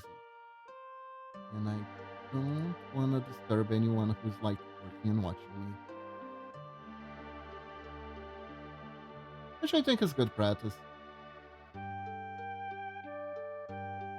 I know stuff like working on pixel art and stuff like that is like it's very comfort content when you're like working and you can feel like there's someone else besides you working too.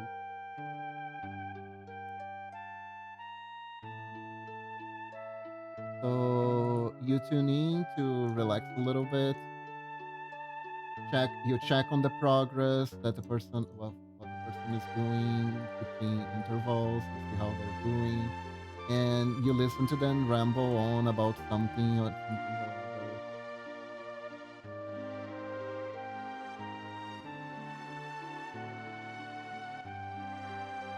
So yeah.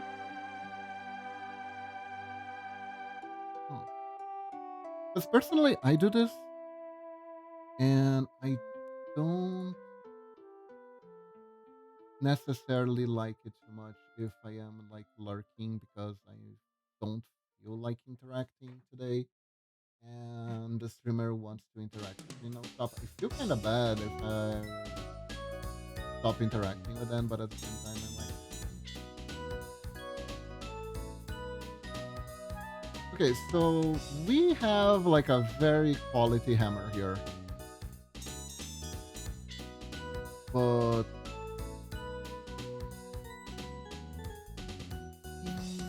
hold up, I think I want to shift perspective a little bit. Want to see something slightly trippy? Let's get trippy.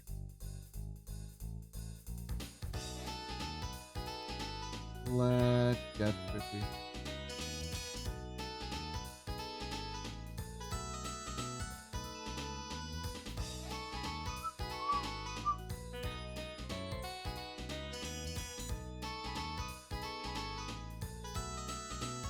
Oh no, but which side is the real side?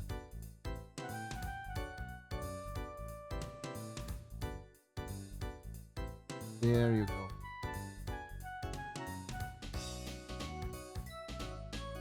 Chaos has been banished and order has been restored. You now know which side it is. And the hammer flipped. Because our brain is silly like that.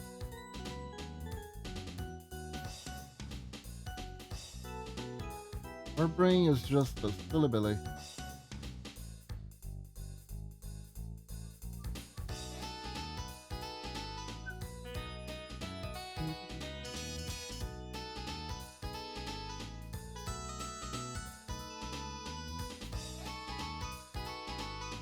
Know what I'm saying?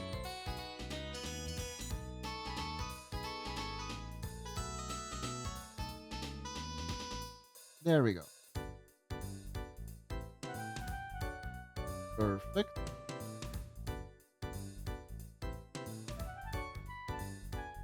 I could also make it so the hammer is more to the back. If I just delete this part here, put it like this, and then we add a connector here.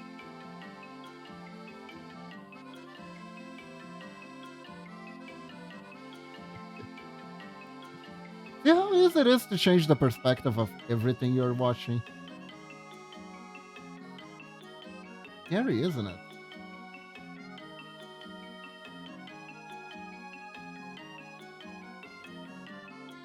Doesn't take that much.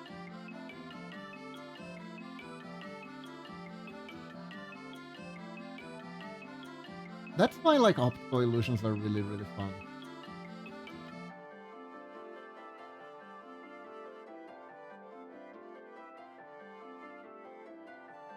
Help you understand just how much things are subjective. There we go. Do we need anything to say that it's a banhammer? It could draw it be here. That is the thing to do.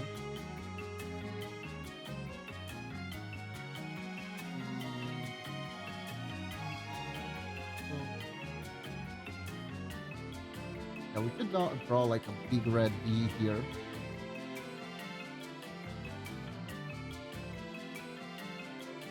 So you know if you're getting hit or getting damaged. It's still pretty funny that there is a shonen with a character whose main power is Ben Hammer. Because he is a Reddit bot.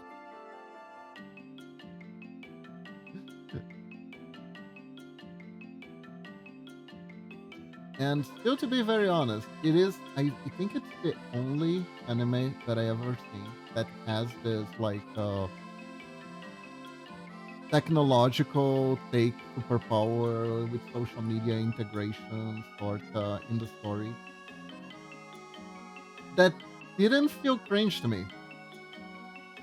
Like the first time I saw a story that tried to integrate the existence of social media, I think to like a big extent in the life of the character. I think it was a Pokemon game actually. I think it was Sword and Shield because you had like the profile thing, right? The collector profile. You kind of had like an influencer tag or something, or was that the other one? I wonder if I'm remembering it right. But I remember one of the gym leaders was an influencer, and that was its own thing.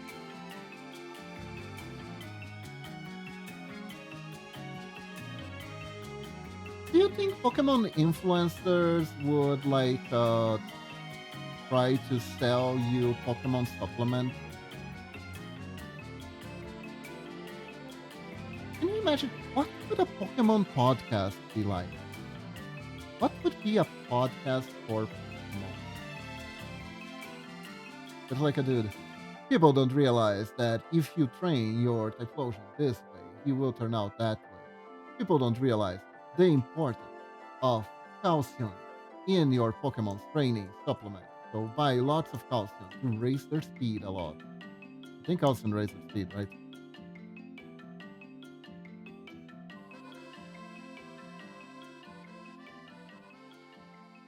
And then there's an ad for Moo Moo Milk in the middle. They're like, so the greatest secret to beating Pokemon, to winning Pokemon battles is right after a word from the sponsor, Moo Moo Milk. Moo Moo Milk, Moo Moo Milk. Why aren't you drinking Moo Moo Milk? Drink Moo Moo Milk, drink Moo Moo Milk, drink Moo Moo Milk. Come on, do it.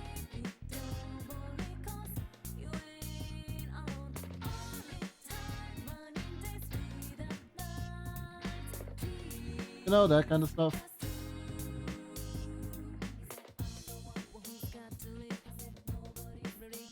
No, it's not that uncommon. We have like two VTuber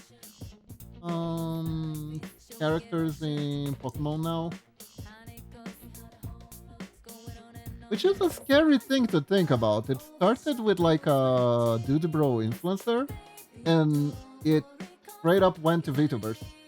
Straight up went to VTubers. And speaking of Pokemon, time for the final hat, the Ash Ketchum hat.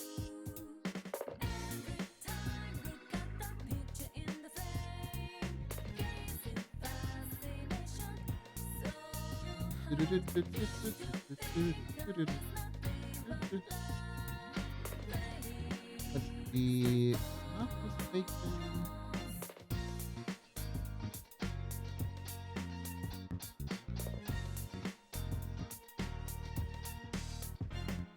And yes, they even did the joke where the VTuber girl was actually an old man. Weirdly enough, it was her grandpa.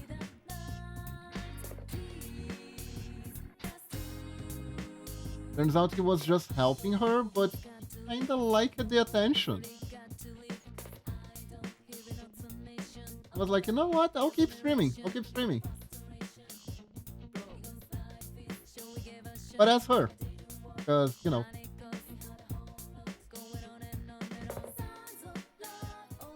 That's not weird or anything. Hmm.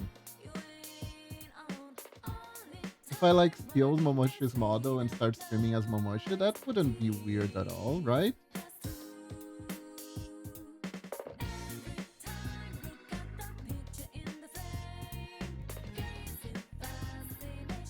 Wow, there's a bunch of real life replicas of the hat actually.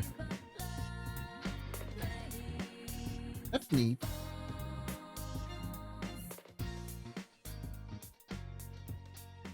One thing here in Brazil though, that has always been like a running joke.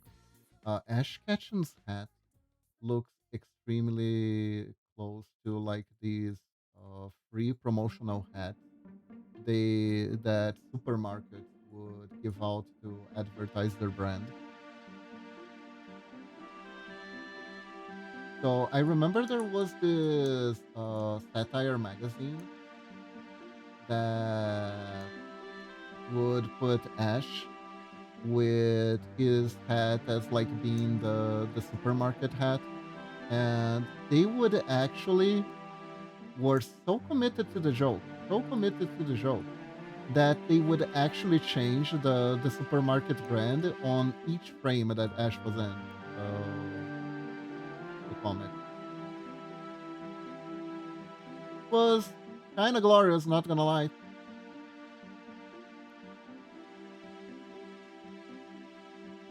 Pretty freaking glorious.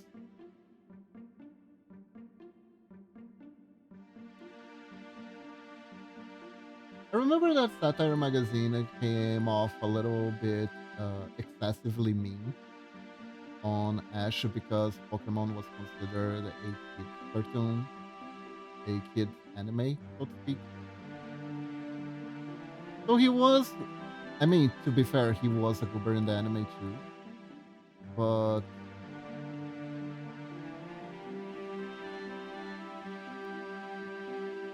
they did make him extra gooberish in the little story arc that they got for him in there, but it was all in good fun.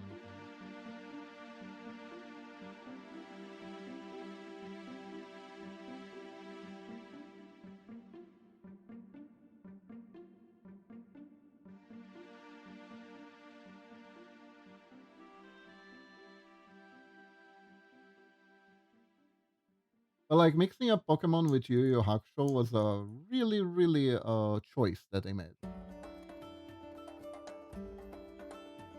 It was a choice of all time.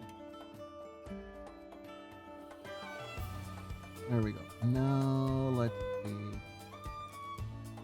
the emblem.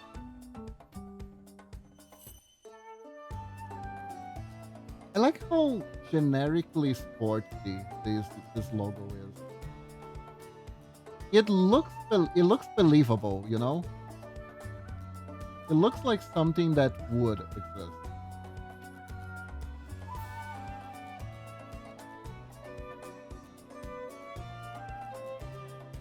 Probably reminds a little bit of like Adidas logo or something like that, which is why it looks. It is believable. No.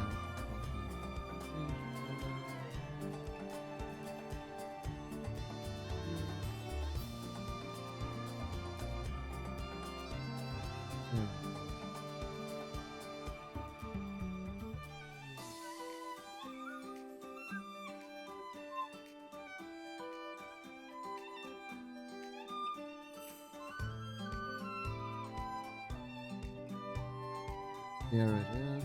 There it is.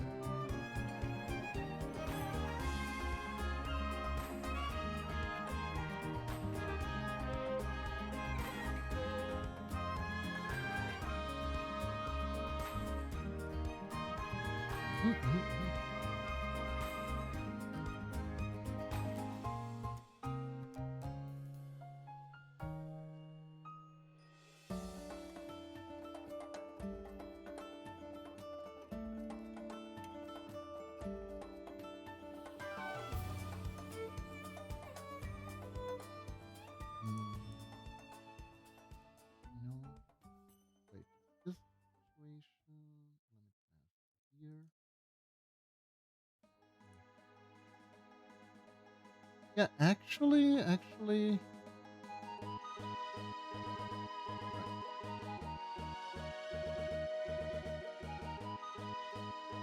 Do like this.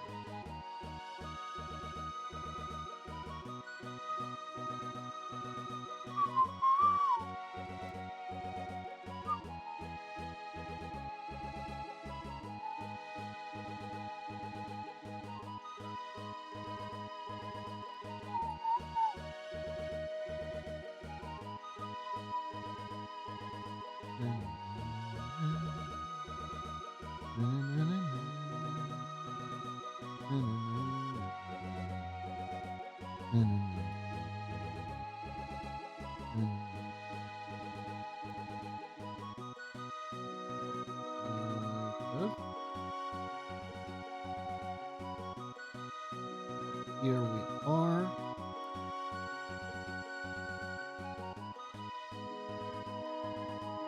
Very good. Very good.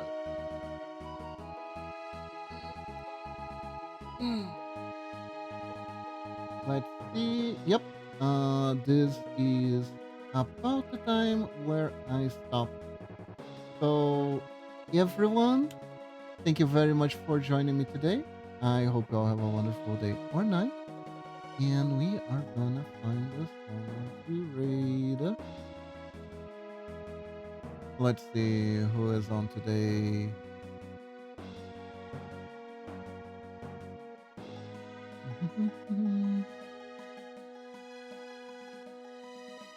What? Gardevoir? There's someone with a Gardevoir model. That's interesting.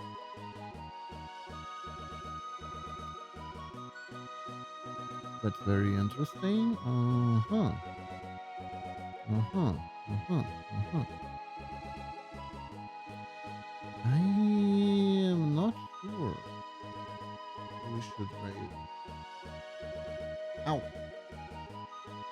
Wait, why did I get hit? What happened? What happened? I wasn't looking. Kitty hit me. I wasn't looking. Good job. That's the ninja thing to do, you know? That's actually the ninja thing to do. Good job.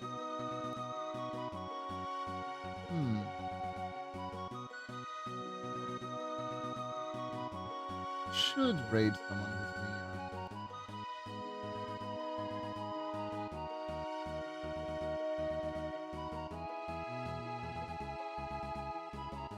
Eeny, meeny, miny, mo. Raid.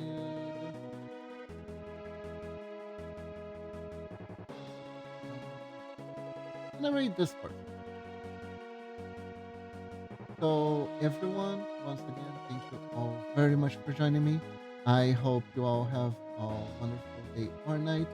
Stay awesome, and remember, when in doubt, when you think you can do it, just think like a ninja. And sure you can. Bye bye, everyone. Have a good one. Bye bye.